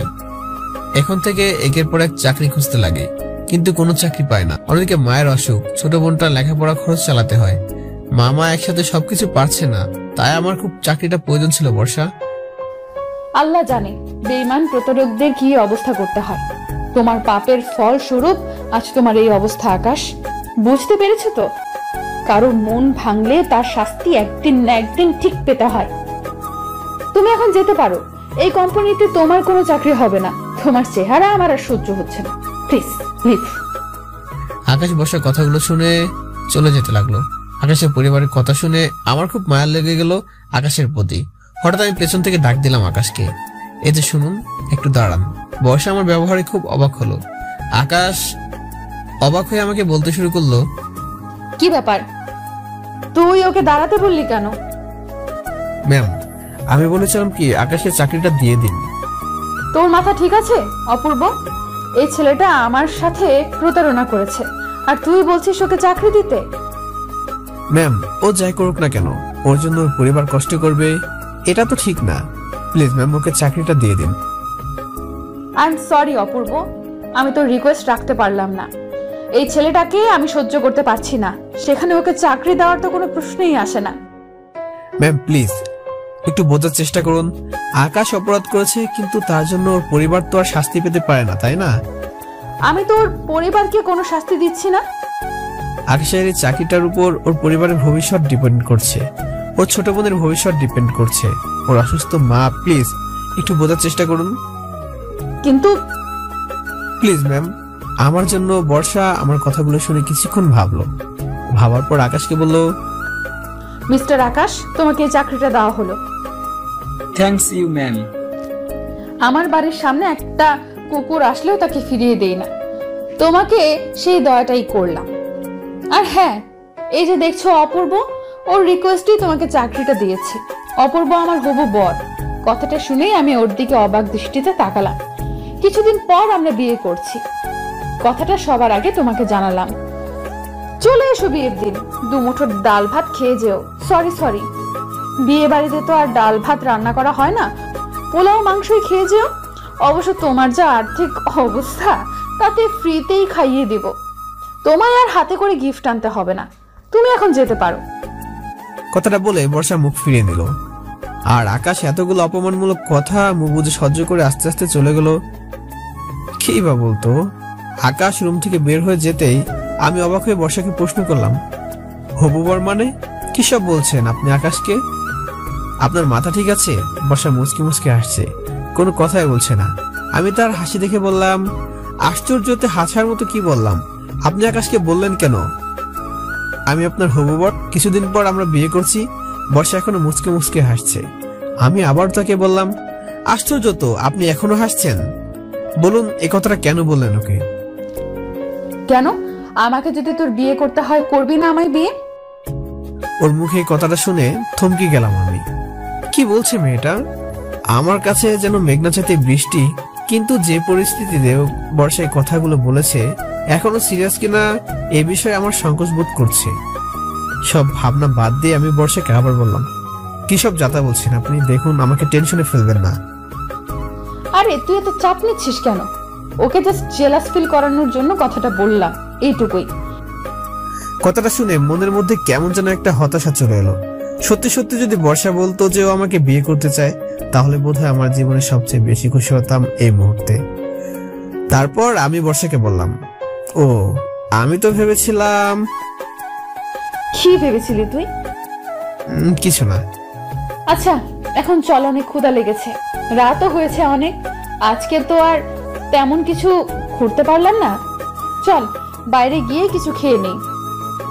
জি চলুন। আমরা দুজনে বাইরে একটি খোলা রেস্টুরেন্টে খেতে বসলাম। বর্ষা আর আমি একই সাথে বসলাম। বর্ষা ঠিক আমার সামনে বসে আমার দিকে তাকিয়ে মুচকি মুচকি হাসছে। তবে আমার খুব নার্ভাস ফিল হচ্ছে ওর হাসি দেখে। কিন্তু মেয়েটা যে এত সুন্দর করে হাসে, চোখটা ফেরাই কি করে আমি? হঠাৎ বর্ষা আমার ভাবনায় ব্যাঘাত ঘটিয়ে বলল, আচ্ছা বল কি খাবি? যা অর্ডার করবেন তাই খাবো। তাই বুঝি? যেভাবে প্রতিনিয়ত মেয়েটা আমার সাথে এরকম আচরণ করছে, যেন আমার গার্লফ্রেন্ড। হঠাৎ করে বৃষ্টি চলে এলো, বিদ্যুৎ চমকাচ্ছে আকাশে, আর চারদিকে বৃষ্টির শব্দে মুখরিত। ঠিক তখনই বর্ষা আমাকে বলে উঠলো, ইস কি সুন্দর বৃষ্টি, দেখেছিস? বৃষ্টি আবার সুন্দর হয় কি করে? আরে হয়, তুই জানিস না। চল না দুজনে একটু ভিজি। আপনার কি মাথা খারাপ হয়ে গিয়েছে? রাত্র কয়টা বাজে? এ সময় আপনি বৃষ্টিতে ভিজছেন? আরে রাত দিনে কি আছে, বৃষ্টিতে তো যখন তখন ভেজা যায়। আমার তো দারুণ লাগে বৃষ্টিতে ভিজতে। দেখুন, রাত বিরাতে বৃষ্টিতে ভিজলে ঠান্ডা লেগে যাবে, পরে ট্যুরে এসে বিছানায় হবে আপনার খাগড়াছড়ি। আরে ধুর, কিছুই হবে না একটু ভিজলে। চল ভিজি একসাথে। দেখুন, আমার বৃষ্টি ভেজাটা যার অভ্যাস নেই। তাহলে তুই থাক, আমি ভিজি।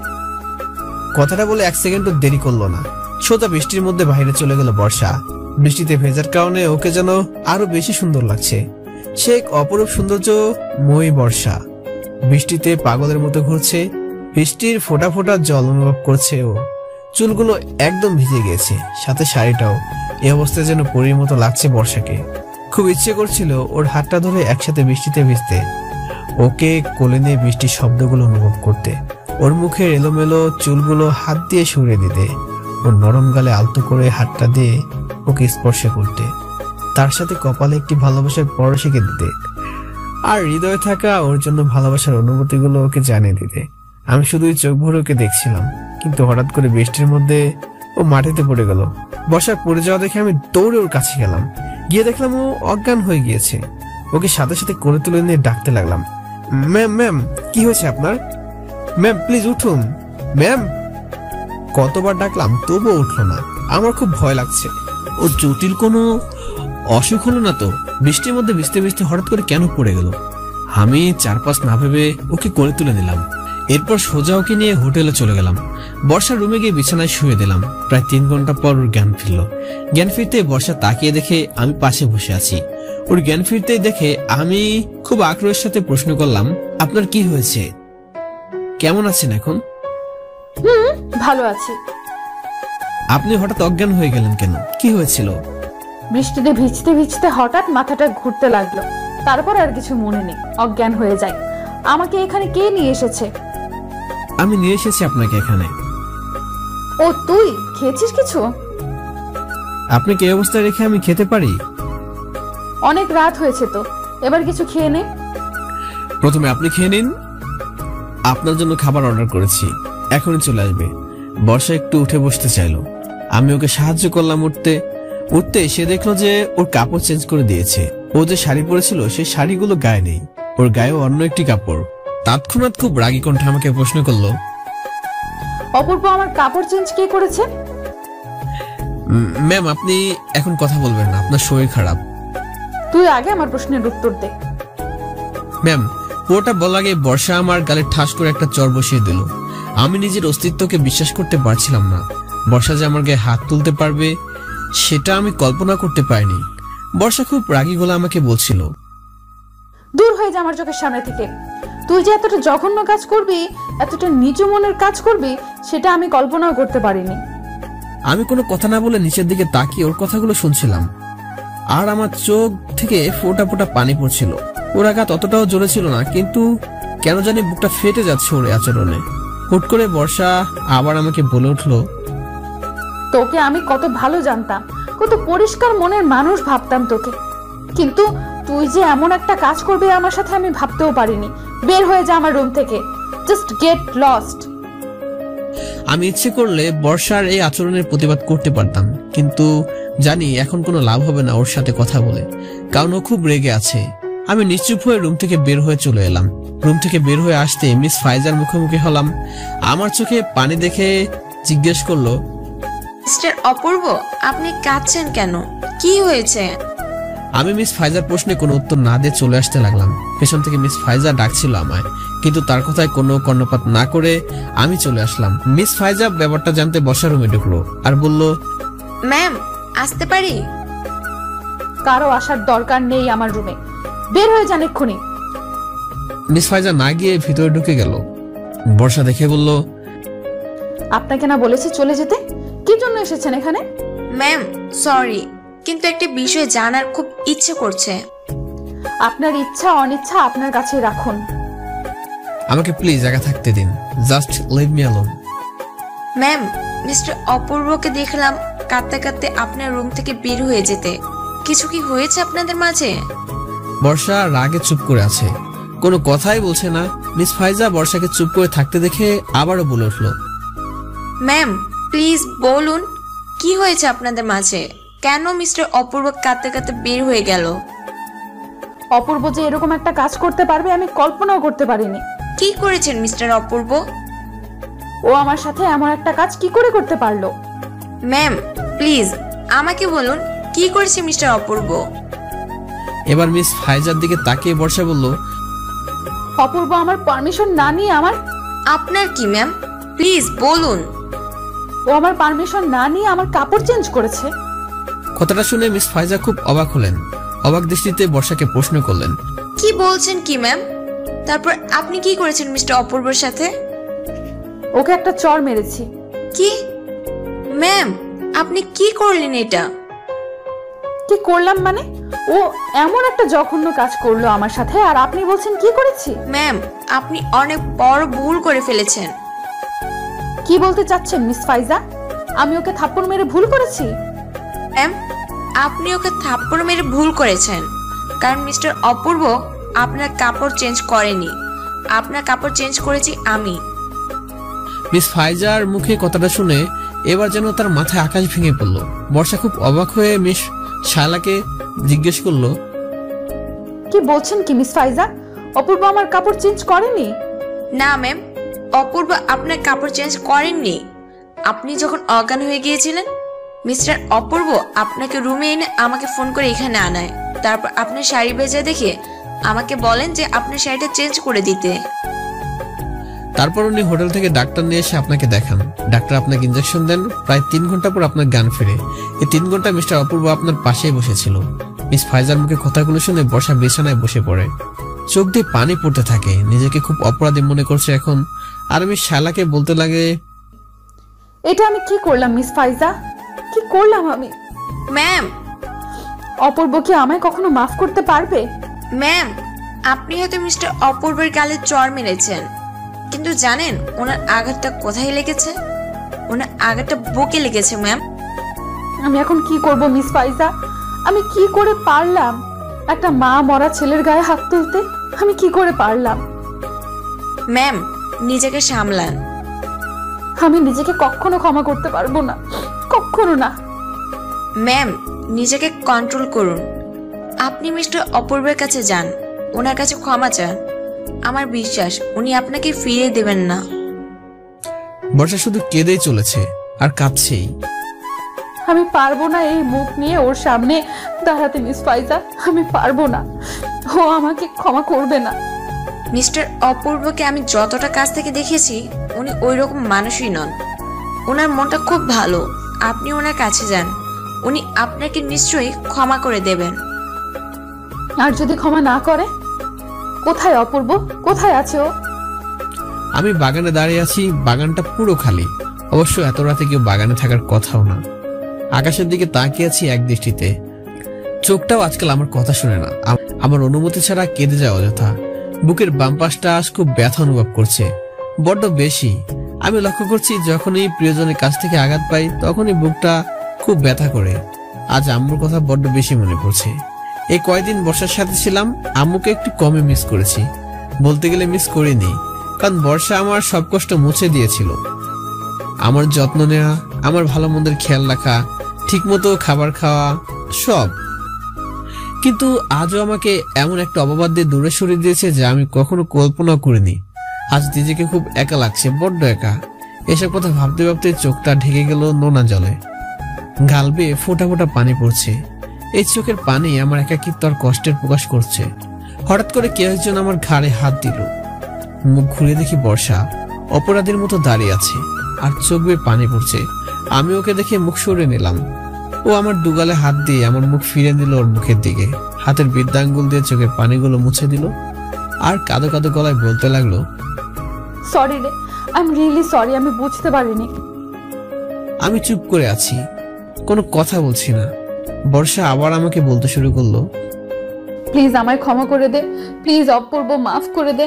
আর কখনো তোর সাথে এমন করব না।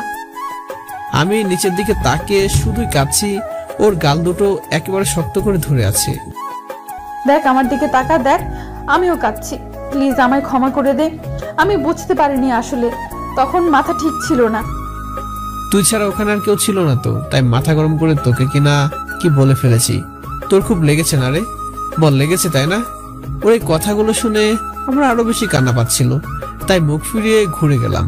কিন্তু ও আমার সামনে এসে এবার কাঁদো কাঁদো গলায় বলতে লাগলো, কিরে তুই এখনো রেগে আছিস আমার প্রতি? আমায় ক্ষমা করবি না? দেখ আগে যখন তুই অন্যায় করতি আমি কিন্তু তোকে ক্ষমা করে দিতাম। তুই কিন্তু আমার সাথে ঠিক করছিস না। আমি চুপ করে আছি, কি বলবো বুঝতে পারছি না। বর্ষা আরো আমাকে বলতে শুরু করলো, আচ্ছা ঠিক আছে, এই কানে ধরলাম। আর কখনো তোর সাথে এমন করব না, প্রমিস। এবার ক্ষমা করে দে। আমি এবার ওর দিকে তাকালাম। ওর এই কান্নামাখা ছেলেটা দেখে আমার বড্ড মায়া লেগে গেল ওর প্রতি, যেন আবার সমস্ত অভিমান হওয়াটা মিলিয়ে গেল। আমি ওর কান থেকে হাত দুটো ছাড়িয়ে নিলাম। মাপ চাওয়ার কি আছে? আপনি যা করেছেন ঠিক আছে। আপনার জায়গায় আমি থাকলে তাই করতাম। দেখ একদম ঢং করবি না আমার সামনে। আমি জানি তুই আমার জায়গায় থাকলে এটা করতি না। তুই খুব ট্যালেন্টেড। আমি জানি আমি ঠিক করিনি, অন্যায় করেছি। এবার বল মাফ করেছিস কিনা। বললাম তো মাপ চাওয়ার কিছু নেই। দেখ তুই যদি আমায় মাফ না করিস আমি কিন্তু আবার সত্যি সত্যি কেঁদে দিব। এতক্ষণ কেঁদে আপনার চোখে পানি ফুরায়নি? না ফুরোয়নি। তুই মাফ না করলে আমি কিন্তু এবার সত্যি কেঁদে দেব। আচ্ছা ঠিক আছে, মাফ করেছি, হয়েছে। লক্ষ্মী ছেলে, আমায় টেনে জড়িয়ে ধরবি না? সত্যি খুব ইচ্ছে করছে লোকে জড়িয়ে ধরার, মেয়েটাকে এতটাই ভালোবেসেছি যে ওর দেয়া সমস্ত কষ্টগুলো হাসি মুখে সহ্য করে নিতে পারবো এখন। তাই আর বেশি না ভেবে হালকা করে জোরে ধরলাম ওকে। আমার মনের মাঝে যেন কালো মেঘগুলো সরে গিয়েছে, আদা প্রশান্তি চলে এসেছে। হুট করে বর্ষা আমাকে বলতে শুরু করলো, অপূর্ব, তোর খুব লেগেছে না রে? একটু লেগেছে বুকের মধ্যে। আমি সরি রে, আর কখনো হবে না। আর কতবার সরি বলবেন, হয়েছে তো। বর্ষা এবার খুব শক্ত করে জড়িয়ে ধরেছে আমায়। ওকে বুকের মাঝে পেয়ে আমার সমস্ত কষ্টগুলো ভুলে গিয়েছি। এভাবে অনেকক্ষণ জড়িয়ে ধরেছিলাম আমরা একে অপরকে। হঠাৎ করে পেছন থেকে কেউ কাশির আওয়াজ দিল।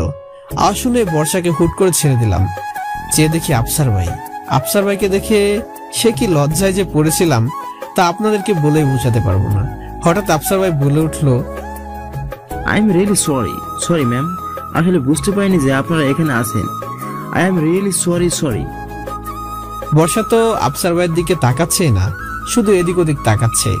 এরপর আফসার ভাইকে আমি বললাম, আফসার ভাই আপনি এখানে হঠাৎ? না, আসলে অফিসের কিছু কাজের জন্য ম্যাডামের রুমে গিয়েছিলাম। ওখানে গিয়ে দেখি মিস শালা ম্যাডামের রুম গোছাচ্ছে। তো ওনাকে জিজ্ঞেস করে উনি বললেন যে ম্যাডাম নাকি বাগানে দেখে এসেছেন। আমিও এখানে এলাম ম্যাডামকে খুঁজতে খুঁজতে, কিন্তু এখানে যে বৃন্দাবনের কৃষ্ণলীলা চলছে সেটা তো জানতামই না। না হলে একটু পরে আসতাম। আসলে আমাদের অপূর্ব হয়তো সত্যিকারের মানুষ। মিস্টার আফসার, আজে বাজে কথা না বলে কি জন্য এসেছেন সেটা বলুন। না ম্যাম, তেমন কোনো ইম্পর্টেন্ট কাজ নয়, ছোটখাটো কাজ। আপনি চাইলে পরেও করা যায়, কোনো সমস্যা নেই। বেশি কথা বলবেন না, আমার রুমে আসুন, দেখছি। বর্ষা যেতে না যেতে আফসার ভাই আমার বুকে 2-3টা ঘুষি মেরে বলল, আরে মিস্টার অপূর্ব স্যার, আপনি যে তলে তলে এত দূর সেটা তো জানতাম না। কি সব বলছেন আফসার ভাই? অবস্থা দেখুন, কোচিকে ফিটার খায় যেন কিচ্ছু বোঝে না। আমাদের সামনে বলেন কিছু নাই, কোনো সম্পর্ক নাই, আর এখন সে পুরো লাইলি মজনু। আফসার ভাই সবসময় এরকম করবেন না তো, ভালো লাগে না। আমি কথাটা বলেই চলে আসবো, আর আফসার ভাই আমার হাতটা ধরে বললেন, আরে মিয়া যাও কই? এটা তো বলে যাও ম্যাডামকে প্রপোজ করলেন কিভাবে? ইংলিশে না বাংলায়? আই লাভ ইউ বলেছেন নাকি অন্য কিছু? হাঁটুতে বসে পড়ে ফুল দিয়েছেন নাকি অন্যভাবে? কেমনে প্রপোজ করলেন একটু বলেন না। উফ আফসার ভাই, ওরকম কিছুই না। অপূর্ব ভাই, আপনি কি আমাকে এই বয়সে বুড়ো কাতারে ফেলতে চান নাকি? মানে হলো গিয়ে, আমি নিজের চোখে দেখলাম আপনি ম্যাডামকে জড়িয়ে ধরলেন, আর আমাকে বলছেন এসব কিছুই হয় নাই। প্রপোজ ছাড়া আবার কেউ জড়িয়ে ধরে নাকি আফসার ভাই? শোনেন মিয়া, আমার বয়স কিন্তু কম হয় নাই, আবার এত বেশিও হয় নাই যে রাতে কম দেখবো। রাত কানা মনে করেছেন নাকি আমারে? আমি স্পষ্ট দেখলাম আপনি ম্যাডামকে জড়িয়ে ধরলেন। বলেন না অপূর্ব ভাই, প্লিজ একটু বলেন, কেমনে প্রপোজ করলেন? ম্যাডাম কেমনে আপনার অ্যাকসেপ্ট করলো? আফসার ভাই অনেক রাত হয়েছে, ঘুম পাইছে, সরেন তো, ভালো লাগছে না। কথাটা বলে আফসার ভাইকে পাশ কাটিয়ে চলে আসতে লাগলাম বাগান থেকে। কিন্তু আফসার ভাই পেছন থেকে চিৎকার করে বলতে লাগলো, অপূর্ব ভাই প্রপোজের কথাটা না হয় নাই বললেন, কিন্তু বিয়ের দিন দাওয়াত দিন, কিন্তু ঐতিহাসিক সফল প্রেমের সাক্ষী হয়ে থাকতে চাই। এই কথা মনে থাকে, নইলে মনে কষ্ট থেকে যাবে, শুনছেন তো? আমি ওনার কথায় কান্না দিয়ে সোজা গিয়ে রুমে চলে আসলাম। এসে একটু ফ্রেশ হয়ে খাওয়া শেষ করলাম, তারপর সোজা বালিশে মাথা দিলাম। হঠাৎ মনে পড়লো বর্ষা তো অসুস্থ ছিল, একবার দেখে আসবো। না থাক, বর্ষা রুমে যদি আবার ঢুকি, সেটা যদি আবার আফসার ভাই দেখে, তাহলে আবার তৃতীয় বিশ্বযুদ্ধ লাগিয়ে দেবে। তাই আর বর্ষার রুমে গেলাম না। চোখটা বুঝতেই ঘুমের রাজ্যে হারিয়ে গেলাম। তবে এই ঘুমের মধ্যে বর্ষাকে নিয়ে খুব সুন্দর একটা স্বপ্ন দেখেছি, খুব আনন্দ একটা স্বপ্ন, যেটা আমি সবসময় চেয়েছিলাম, ঠিক সেরকমই। হঠাৎ আমার শব্দে ব্যাঘাত ঘটিয়ে কলিং বেল বেজে উঠলো। চোখ খুলে ঘড়ির দিকে তাকাতে দেখি 9:30 বাজে। উঠে গিয়ে দরজা খুলতে বর্ষার চন্দ্রমাখা হাসি মুখটা দেখতে পেলাম। আরে বাহ, বর্ষাতে খুব সুন্দর করে সেজেছে আজ। নীল শাড়ি, হাতে কাচের চুড়িগুলো, কানে ছোট্ট দুটি ঝুমকো, মাথার চুলগুলো খোলা, আর চোখের নিচে গাঢ় কাজল। বর্ষা দেখতে খুব একটা ফর্সা না, একটু শ্যামলা বর্ণের, কিন্তু ওর মুখটা যে এতটাই মায়াবী, এতটাই যে কোনো ছেলে ওর প্রেমে পড়তে বাধ্যই হবে। ওর সবকিছুই আমার কাছে ভালো লাগে, সবকিছু। কিন্তু সবচেয়ে বেশি ভালো লাগে ওর মুখের হাসি এবং চোখের নিচে কাজলটা। ঠিক আকাশ থেকে নেমে আসা পরীর মতো লাগে তখন। হঠাৎ আমার মুগ্ধতায় ব্যাঘাত ঘটিয়ে হঠাৎ আমার মুগ্ধতায় ব্যাঘাত ঘটিয়ে চুটকি বাজিয়ে বলল, এই যে মিস্টার, কি দেখছিস সেভাবে? কিছু না। কিরে, বাইরে দাঁড় করিয়ে রাখবি নাকি? ভেতরে আসতে বলবি না? ও সরি, প্লিজ আসুন। ইস, কি অবস্থা করে রেখেছিস তোর ঘরটা। তুই কি একটুও চেঞ্জ হবি না? না নিজের কোনো যত্ন নিস না ঘরটার। এ ঘরে যত্ন নিয়ে কি হবে? এটা তো হোটেল। একটা থাপ্পড় দেব। হোটেল তো কি হয়েছে শুনি? তুই এই ঘরে থাকিস না এখন, একটু গুছিয়ে রাখবি না? আমারও সব গুছিয়ে টুছিয়ে রাখা ভালো লাগে না। তা তো লাগবেই না। যা তাড়াতাড়ি ফ্রেশ হয়ে নে, আজকে খুব সুন্দর একটি পাহাড়ে ঘুরতে যাব আমরা সবাই। আমি মাথা নাড়িয়ে সোজা বাথরুমে চলে গেলাম। ফ্রেশ হয়ে বাথরুম থেকে বের হতে দেখি আমার রুমটা খুব সুন্দরভাবে গোছানো। অবশ্য বর্ষা এই কাজ করেছে, তবে বর্ষা রুমে নেই, হয়তো চলে গেছে। আমি তোয়ালে দিয়ে চুলগুলো মুছছিলাম, হঠাৎ বর্ষা ব্রেকফাস্ট নিয়ে রুমে চলে এলো। এসে আমাকে বলে উঠলো, কিরে তোর হয়েছে? জি প্রায় শেষ। প্রায় শেষ কি? এখনো রেডি হোসনি? নাস্তা খাবি না? তাড়াতাড়ি বের হতে হবে তো। মনের মধ্যে হঠাৎ দুষ্টু বুদ্ধি চলে আসলো। ভাবলাম বর্ষার সাথে একটু দুষ্টুমি করি। উফ, কিরে কি হয়েছে? মনে হয় হাতটা মোচড় খেয়েছে, খুব ব্যথা করছে। কই দেখি দেখ। মাথা আবার দেখে মুছে কিভাবে? হয়েছে হয়েছে, তোয়ালেটা দে, আমি মাথা মুছে দিচ্ছি। বর্ষা হাতে তোয়ালাটা নিয়ে আমার মাথা মুছতে চাইছে, কিন্তু মুছতে পারছে না। তাই আমাকে বলল, উফ, তুই এত লম্বা না, তোর মাথায় আমার হাতটা যাচ্ছেই না। আমি শুধু মুচকে মুচকে আসছি ওর কথাগুলো শুনে।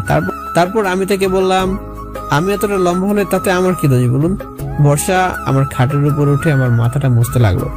আমি শুধু তার দিকে চেয়েছি। কতটা মিষ্টি মেয়েটা, একবার তাকালে শুধু দেখতে মন চায়। চোখ দুটো ভরে দেখেছি তাকে। ঠিক তখনই বর্ষা আমাকে বলল, নে হয়েছে, মাথা মুছা শেষ, এবার জলদি রেডি হয়ে নে, আর নাস্তাটা তাড়াতাড়ি শেষ কর, আমি আসছি। কথাটা বলে চলতে লাগলো। ঠিক তখন আমি বর্ষাকে বললাম, আরে নাস্তা করব কিভাবে? আমার হাত মোচড় খেয়েছে, খুব ব্যথা করছে। ও আমি সরি রে, ভুলে গিয়েছিলাম। এইখানে আয়, তাড়াতাড়ি বস। বর্ষা বিছানায় বসে আমাকে ডাকছে। তারপর আমি গিয়ে বিছানায় বসলাম। ও চামচ দিয়ে আমাকে খাইয়ে দিচ্ছে। আমি ওর চোখের দিকে তাকিয়ে খেতে লাগলাম। খাবারগুলো মুখে দিতেই থু থু।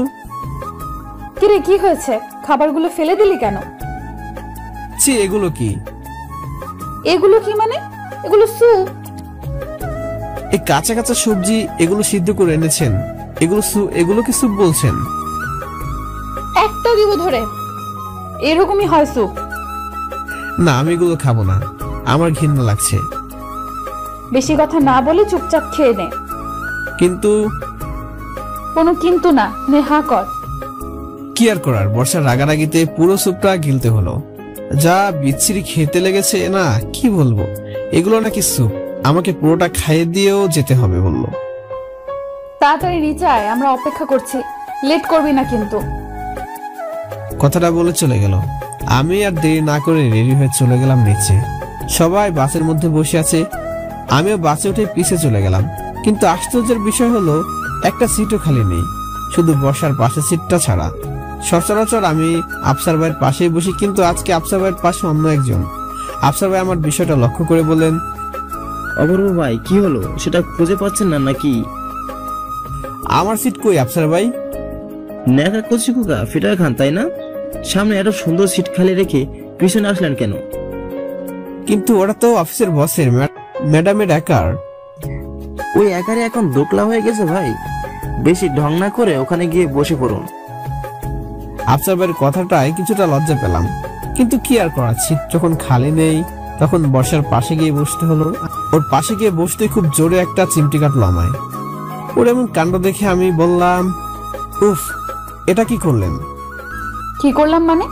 দেখলি আমার পাশের সিটটা খালি, তুই আবার পিছনে গেলি কেন? আপনার পাশে বসলে অন্যরা কি মনে করবে? দেব এক থাপ্পড়, গালটা একদম লাল করে দেব। তোকে অফিসের চাকরিটা দিয়েছে কে শুনি? অন্যরা নাকি আমি? আপনি? তাহলে কার কথা মেনে চলবি? অবশ্যই আপনার। তাহলে? কিন্তু চুপ, একদম চুপ, কোনো কথা বলবি না, যত সব। গাড়ি চলছে তার আপন গতিতে। রাস্তায় বর্ষা একটা কথাও বললো না, নিশ্চুপ ভাবে চললো গাড়ি। গিয়ে থামলো একটা ইয়া বড় পাহাড়ের কাছে। সিট থেকে উঠতে যাব তখনই বর্ষা হাত টেনে আমার সিটে বসিয়ে দিল। কি হলো, বসিয়ে দিলেন কেন? একদম চুপ, কোনো কথা বলবি না। সবাই নামো, তারপর আমরা নামবো। কিন্তু কেন? তোকে না বলেছি বেশি কথা বলবি না? আচ্ছা বলবো না।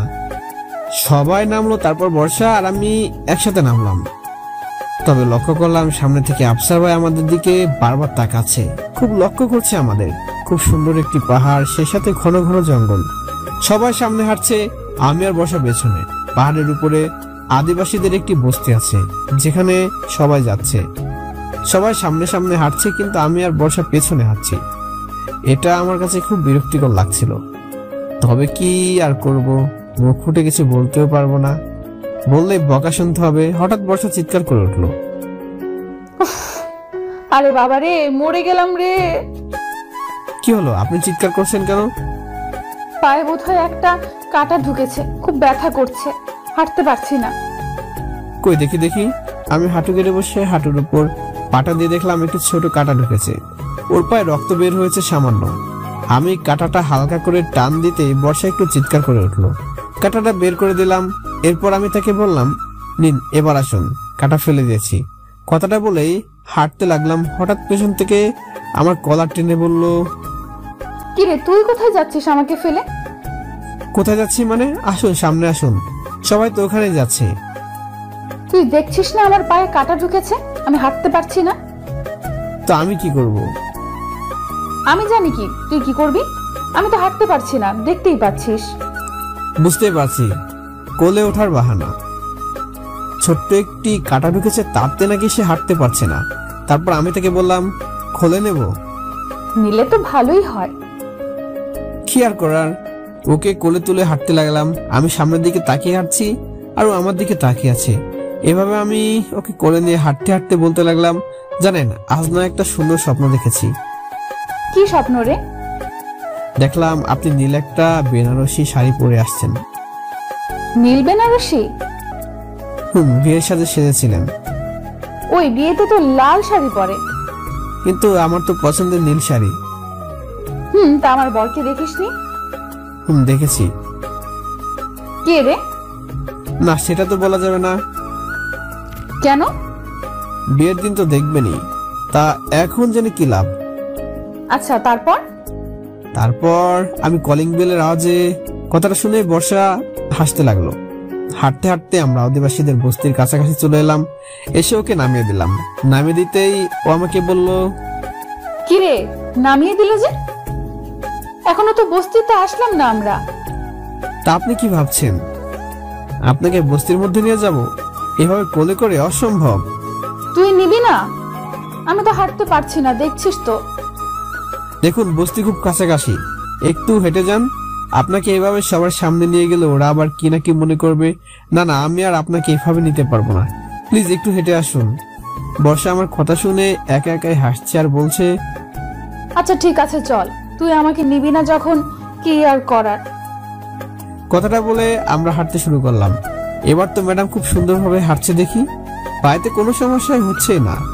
আর এতক্ষণ আমার কোলে বসে মজা নিয়েছে। যাই হোক, অবশেষে আমরা আদিবাসীদের বস্তিতে বসে গেলাম।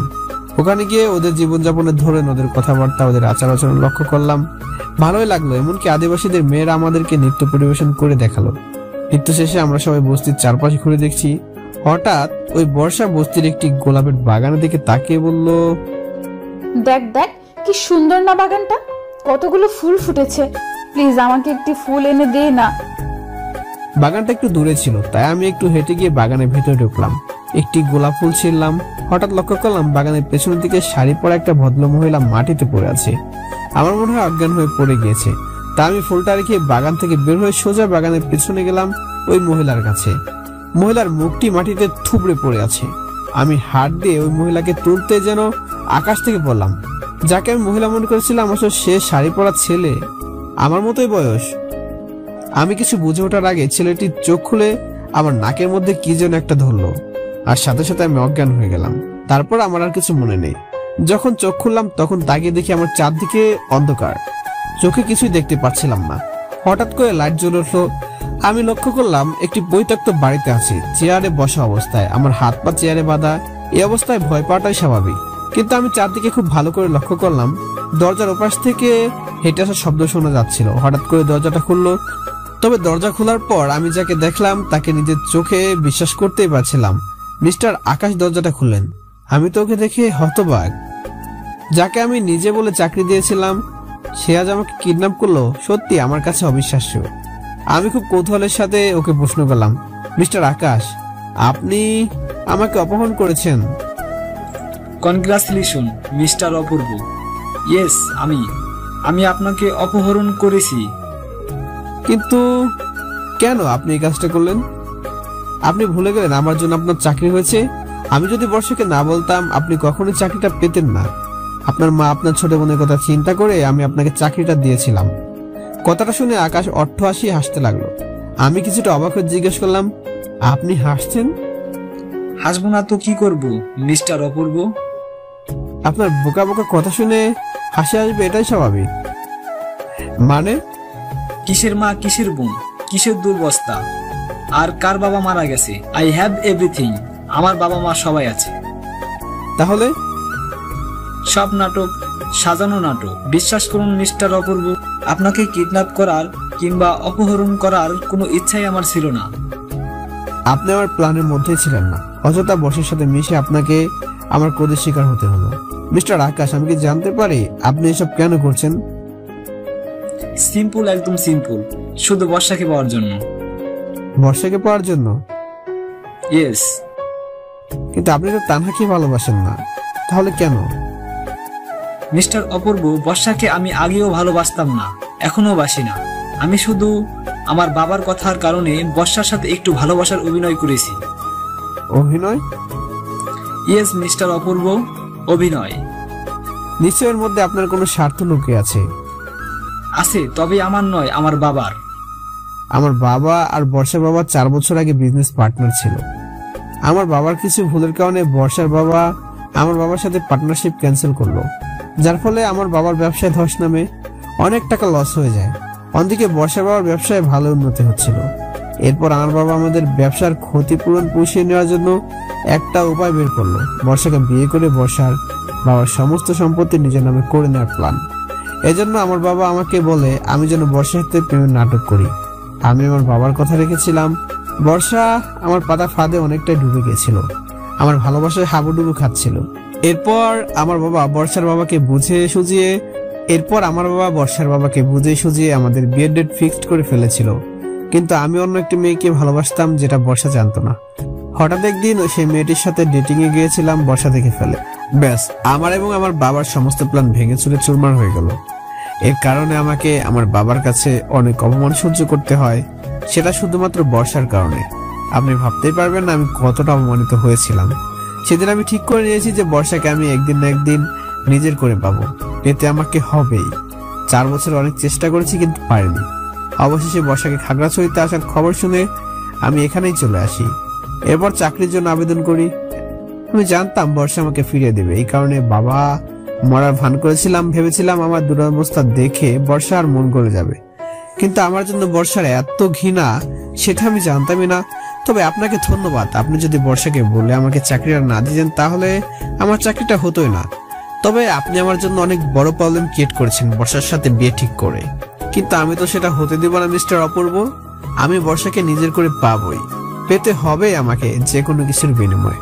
আপনার এই মাস্টার প্ল্যানের প্রশংসা করতে হয় মিস্টার আকাশ। এরপর কি করবেন?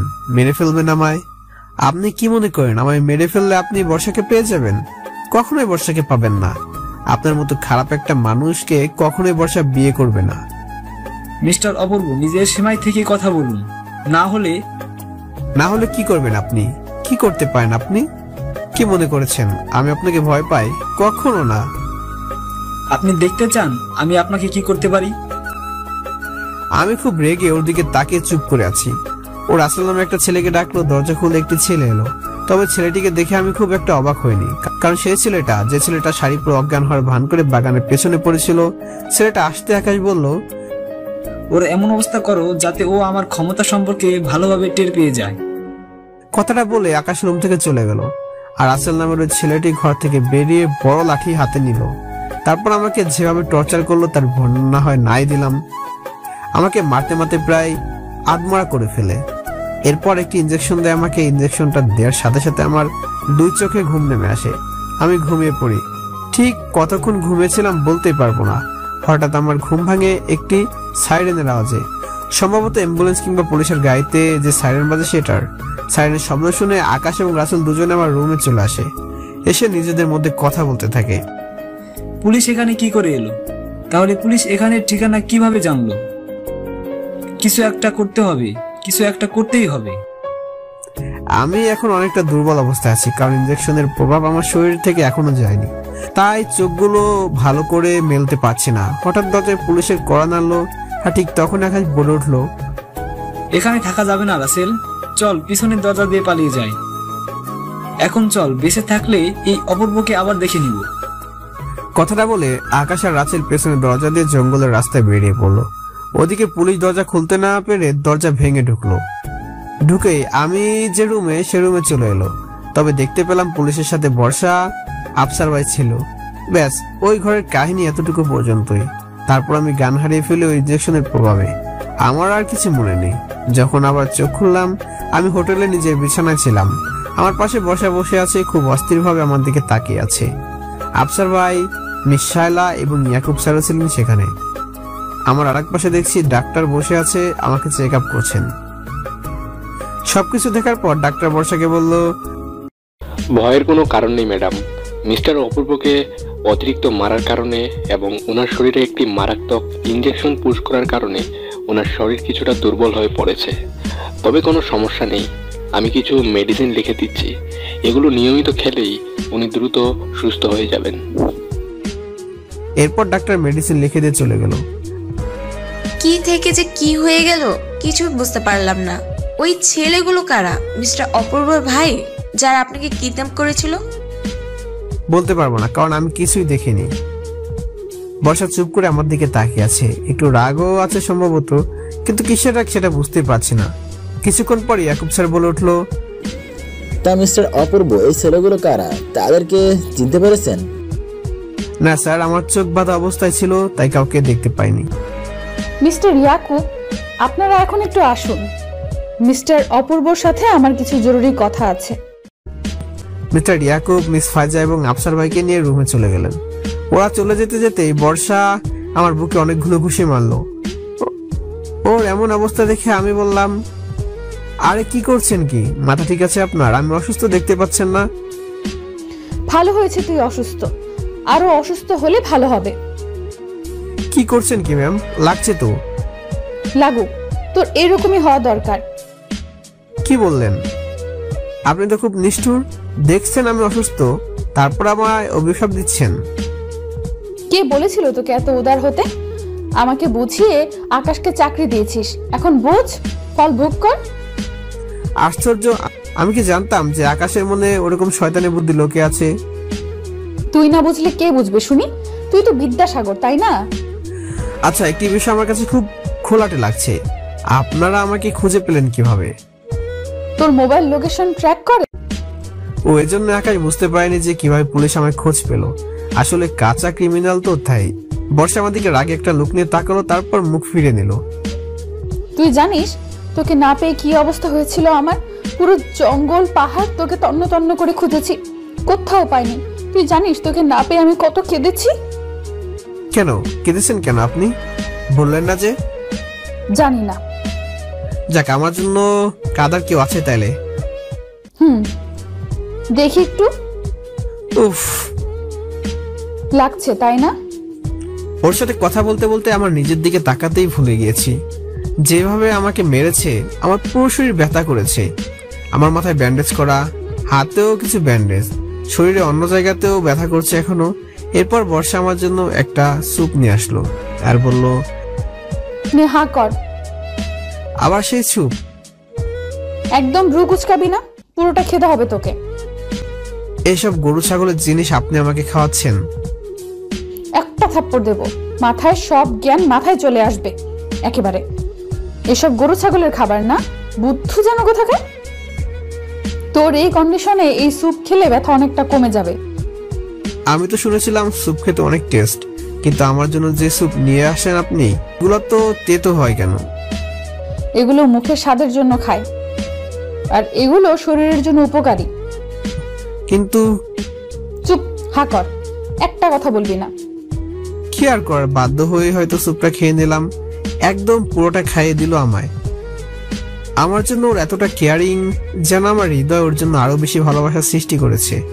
মেয়েটাকে যতই দেখছি ততবারই মনে হচ্ছে ও যেন শুধুই আমার। খাওয়াটা শেষ করে বর্ষা নিজ হাতে আমার মুখটা টিস্যু দিয়ে মুছে দিল। কিছুক্ষণ পর পুলিশ আমাদের রুমে আসলো, আর এসেই বর্ষাকে বলল, hello ma'am, I am really sorry আপনাকে ডিস্টার্ব করার জন্য। আসলে মিস্টার অপূর্বর কাছ থেকে কিছু তথ্য জানার দরকার ছিল, তাই অসময়ে আপনাদের বিরক্ত করছি। না না অফিসার, কোনো সমস্যা নেই, আপনি আসতে পারেন। অফিসার এসে চেয়ারে বসলো, তারপর আমাকে জিজ্ঞেস করলো, মিস্টার অপূর্ব, আপনাকে কিভাবে অপহরণ করা হয়েছে কিছু বলতে পারবেন আমাদের? আর কেনই বা আপনাকে অপহরণ করেছিল? কোনো মুক্তিপণ দাবি করেছিল আপনার পরিবারের কাছে? ম্যাম আপনি একটু বাইরে যাবেন প্লিজ। অবাক হয়ে আমাকে প্রশ্ন করলো, কেন, আমি এখানে থাকলে সমস্যা কি? প্লিজ ম্যাম একটু বাইরে যান, অফিসারের সাথে কিছু ইম্পর্টেন্ট কথা বলবো। আশ্চর্য তো, আমি এখানে থাকলে সমস্যাটা কোথায়? প্লিজ ম্যাম বোঝার চেষ্টা করুন, অফিসারকে কিছু ইম্পর্টেন্ট কথা বলার আছে আমার, প্লিজ। আসলে আকাশ আমাকে তাদের ব্যাপারে যে মিথ্যে ভালোবাসার কথাটা বলেছে, সেটা আমি বর্ষার সামনে অফিসারকে বলতে চাই না। এই কারণে ওকে বলছি বাইরে গিয়ে দাঁড়াতে, কিন্তু বর্ষা যা জেদি মেয়ে, সহজে বাইরে যাবে বলে মনে হয় না। এরপর বর্ষা আমাকে বলল, দেখ অপূর্ব, যা বলার আমার সামনেই বলবি, আমার কাছে যেন কিছু লুকাবি না। আচ্ছা ঠিক আছে, কি আর করার। আমি জানি ওকে এর থেকে বেশি কথা বলে লাভ নেই, কারণ আমি জানি ও শুনবে না। তাই ওর সামনে অফিসারকে সবকিছু খুলে বলতে শুরু করলাম। আসলে সেদিন বর্ষার আমি একটি পাহাড়ের আদিবাসীদের বসতিতে ছিলাম। সেখানে একটি ফুলের বাগান ছিল। বর্ষার রিকোয়েস্টে আমি ওর জন্য ফুল আনতে যাই, কিন্তু সেই বাগানের ভিতরে ঢুকে দেখি বাগানের পেছনে শাড়ি পরা একটি মহিলা অজ্ঞান হয়ে পড়ে আছে। ব্যাপারটা কি সেটা বুঝতে আমি ওখানে যাই। ওখানে গিয়ে মহিলাটাকে তুলতে আমি অবাক হয়ে গেলাম। অবাক হলেন কেন? আসলে শাড়ি পরা মহিলাটি কোনো নারী ছিল না, ছিল একটি ছেলে। ও আই সি। তারপর সেই ছেলেটি চোখ খুলে আমার নাকে মুখে কি একটা ধরলো, সাথে সাথে আমি অজ্ঞান হয়ে যাই। এরপর আমার কিছু আর মনে নেই। ও মাই গড, কি সাংঘাতিক ব্যাপার। কি হয়েছে তারপর মিস্টার অপূর্ব? তারপর আমার যখন জ্ঞান ফিরল, আমি লক্ষ্য করলাম আমি একটি পরিত্যক্ত বাড়িতে আছি, চেয়ারে বসা অবস্থায় হাত পা বাঁধা। কিছুক্ষণ পর দেখলাম যে আকাশ এই অপহরণের সাথে সম্পৃক্ত। আকাশ আপনাকে কেন অপহরণ করেছে এই বিষয়ে কিছু বলেছে? অফিসারের এই কথাটার উত্তর দিতে আমি কিছুটা সংকোচ বোধ করছিলাম। আমি চাই না আকাশের জন্য বর্ষা কোন রকম ভাবে কষ্ট পাক, কিন্তু কিছুই করার নেই। বর্ষা যেহেতু এখানে, বর্ষার সামনেই সত্যটা বলতে হচ্ছে। আসলে আজ থেকে 4 বছর আগে আকাশ বর্ষার সাথে ভালোবাসার নাটক করেছিল, বর্ষার বাবার মানে আমার বড় মামার সমস্ত সম্পত্তি আত্মসাৎ করার জন্য। কিন্তু সে তখন ব্যর্থ হয়, তাই আবার চেষ্টা করছে বর্ষার কাছাকাছি এসে ওর সাথে আবার সম্পর্ক জড়ানোর এবং অবশেষে বিয়ে করে বর্ষার বাবার সমস্ত সম্পত্তি দখল করার। তা বুঝলাম, কিন্তু আপনাকে কেন অপহরণ করলো সেটা তো বলবেন। আসলে বর্ষা একদিন আকাশকে বলেছিল যে তার সাথে আমার বিয়ে ঠিক হয়েছে, আর আকাশ মনে করেছে যে ও সাফল্যের পথে আমি সবচেয়ে বড় কাঁটা, আর আমাকে সরিয়ে দিতে পারলেই ওর কাজে সফল হতে পারবে। তাই আমাকে অপহরণ করার চেষ্টা করে। ও মাই গড, তার মানে হৃদয় ঘটিত ব্যাপার। আবার কিছুটা অর্থের স্বার্থও আছে দেখছি। যাই হোক, আমি এখানে আপনাদের বলতে এসেছি, তার কারণ হলো আকাশকে আমরা ধরতে পেরেছি। We are success to catch Akash. কথাটা শুনে আমরা দুজনে খুব বিচলিত হয়ে গেলাম। বর্ষা খুব আগ্রহের সাথে প্রশ্ন করলো, কিভাবে অফিসার, কিভাবে ধরতে পারলেন এই অসভ্যটাকে? এখন কোথায় ও? কুল ডাউন মিস বর্ষা, কুল। ওকে এখন পুলিশের হেফাজতে নেওয়া হয়েছে। আমরা কালকে ওকে কোর্টে চালান করব। তাই ভাবলাম আপনাদের সাথে এবং মিস্টার অপূর্ব এর সাথে ফাইনাল কথা বলে যাই। তাহলে আমি এখন আসি মিস বর্ষা। অফিসার উঠে চলে যেতে লাগলো। হঠাৎ বর্ষা বলে উঠলো, অফিসার, এই অসভ্য আকাশের সাথে আমি একটু কথা বলতে চাই। অফকোর্স, অবশ্যই। আপনি ওর সাথে কথা বলতে চাইলে আমাদের সাথে আসতে পারেন। জি চলুন। অপূর্ব, তুই এখন একটু রেস্ট নে, আমি বেয়াদবটার সাথে একটু দেখা করে আসি। দাঁড়ান দাঁড়ান, আমিও যাব আপনার সাথে। একদম না, তোর শরীর এখন অসুস্থ, তুই এখানে শুয়ে রেস্ট নে। কিন্তু বলেছি না তুই যাবি না, মানে যাবি না, তুই এখন রেস্ট নিবি, বুঝেছিস? কি আর করব, ম্যাডামের যা স্বভাব, একবার রাগলে সহজে রাগ ভাঙেই না। তাই ওর কথা শুনে এখানে রইলাম। না জানি কিয়ামত বাদিয়া দেয় এখানে। আল্লাহ জানে কি করে বর্ষা, কমপক্ষে একটা থাপ্পড় তো খাবেই, আমি শিওর। তারপর আমাকে রেখে ওর অফিসার চলে গেল। আমি আর কি করব, শুয়ে শুয়ে রেস্ট নিচ্ছিলাম। প্রায় 2 ঘন্টা পর হঠাৎ বর্ষা দরজা খুলে আমার রুমে এলো। ওকে দেখে আমি শোয়া থেকে উঠে বসলাম এবং খুব আগ্রহের সহিত প্রশ্ন করলাম, কি হলো? কি বললেন আকাশকে? কিছু বলেছেন ওকে? তুই এভাবে প্রশ্ন করছিস যেন আমি আকাশকে আস্ত গিলে খেতে গিয়েছিলাম। আপনি যে স্বভাবের মেয়ে, বলা তো যায় না। খেলেও তো খেতে পারেন মাঝে মাঝে। কি বললি তুই? না না, কিছু বলিনি। আগে বলতো তুই খেয়েছিস? খাবো। কটা বাজে এখন? মানে? ঘড়ির দিকে তাকিয়ে দেখ বুদ্ধু, কটা বাজে। ঘড়ির দিকে তাকিয়ে দেখি রাত প্রায় 11টা 5 মিনিট। অনেকটা রাত হয়ে গিয়েছে, কিন্তু বর্ষার কথা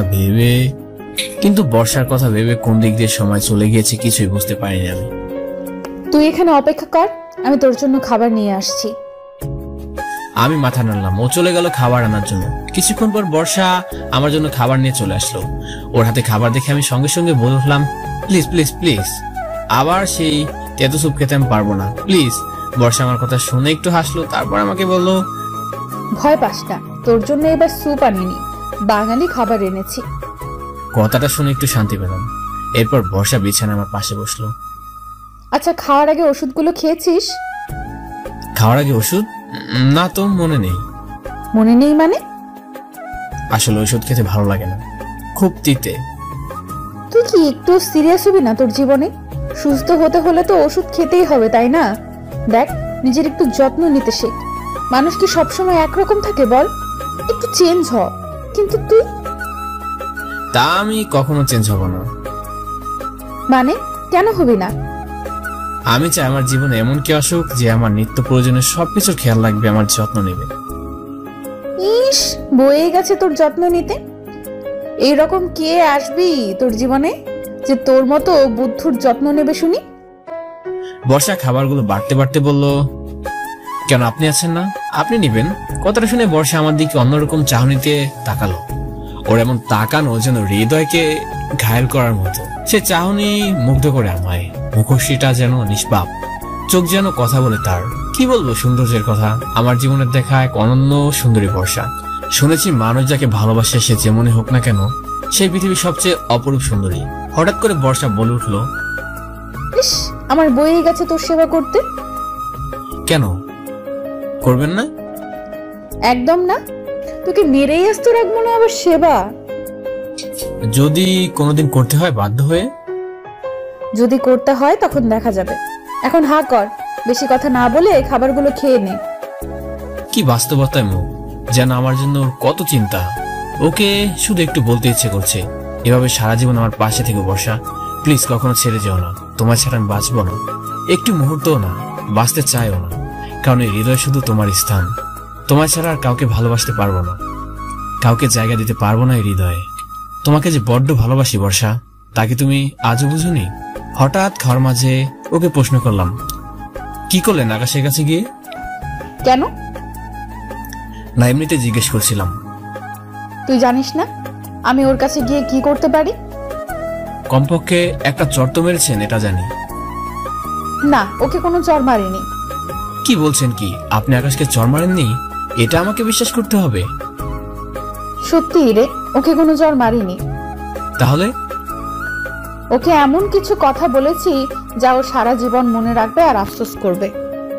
কি এমন বলেছেন ওকে যে সারা জীবন আফসোস করবে? বলেছি অনেক কিছু। আমার স্বভাব তো জানিস, কেউ আমাকে কিছু বললে তাকে আমি সহজে ছেড়ে দেই না। আর সেখানে আকাশ তোকে অপহরণ করে তোর এই হাল করেছে, ওকে আমি এত সহজে ছেড়ে দেব ভেবেছিস? বুঝতে পারলাম, নিশ্চয় হৃদয়টাকে ভেঙে চুরমার করে দিয়েছেন।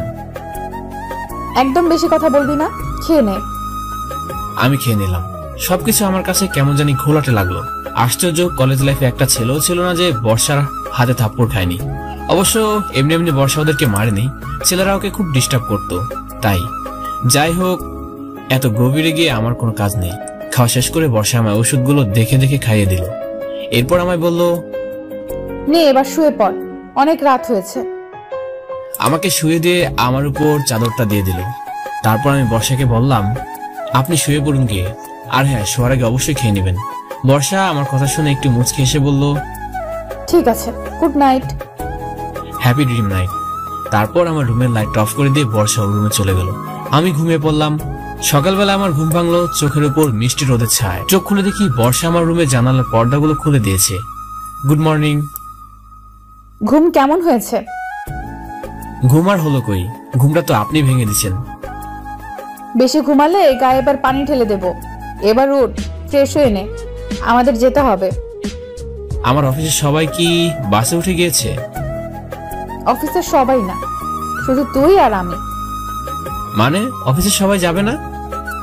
যাবে তো, তবে ওরা অন্য জায়গায় ঘুরতে যাবে, তুই আর আমি আলাদা একটি জায়গায় যাব। কোথায়? কোথায় যাব আমরা? অপূর্ব, তুই বড্ড বেশি প্রশ্ন করিস। সরি। এবার ওঠ, ফ্রেশ হয়ে নে, নাস্তা করতে হবে। জি। আমি উঠে ফ্রেশ হয়ে নিলাম। ফ্রেশ হয়ে এসে নাস্তা করলাম। বর্ষা আমাকে নিজের হাতে খাইয়ে দিল। নিয়ে এবার রেডি হয়ে নে, তোর জন্য আমি নিচে অপেক্ষা করছি। একটা প্রশ্ন করবো, প্লিজ রাগ করবেন না? কি বল না। আপনি আমায় কোথায় নিয়ে যাবেন? কথাটা শুনে বর্ষা হাসতে লাগলো। হাসতে হাসতে আমায় বলল, অপূর্ব, তুই পারিসও বটে, তোকে নিয়ে আর পারা যায় না।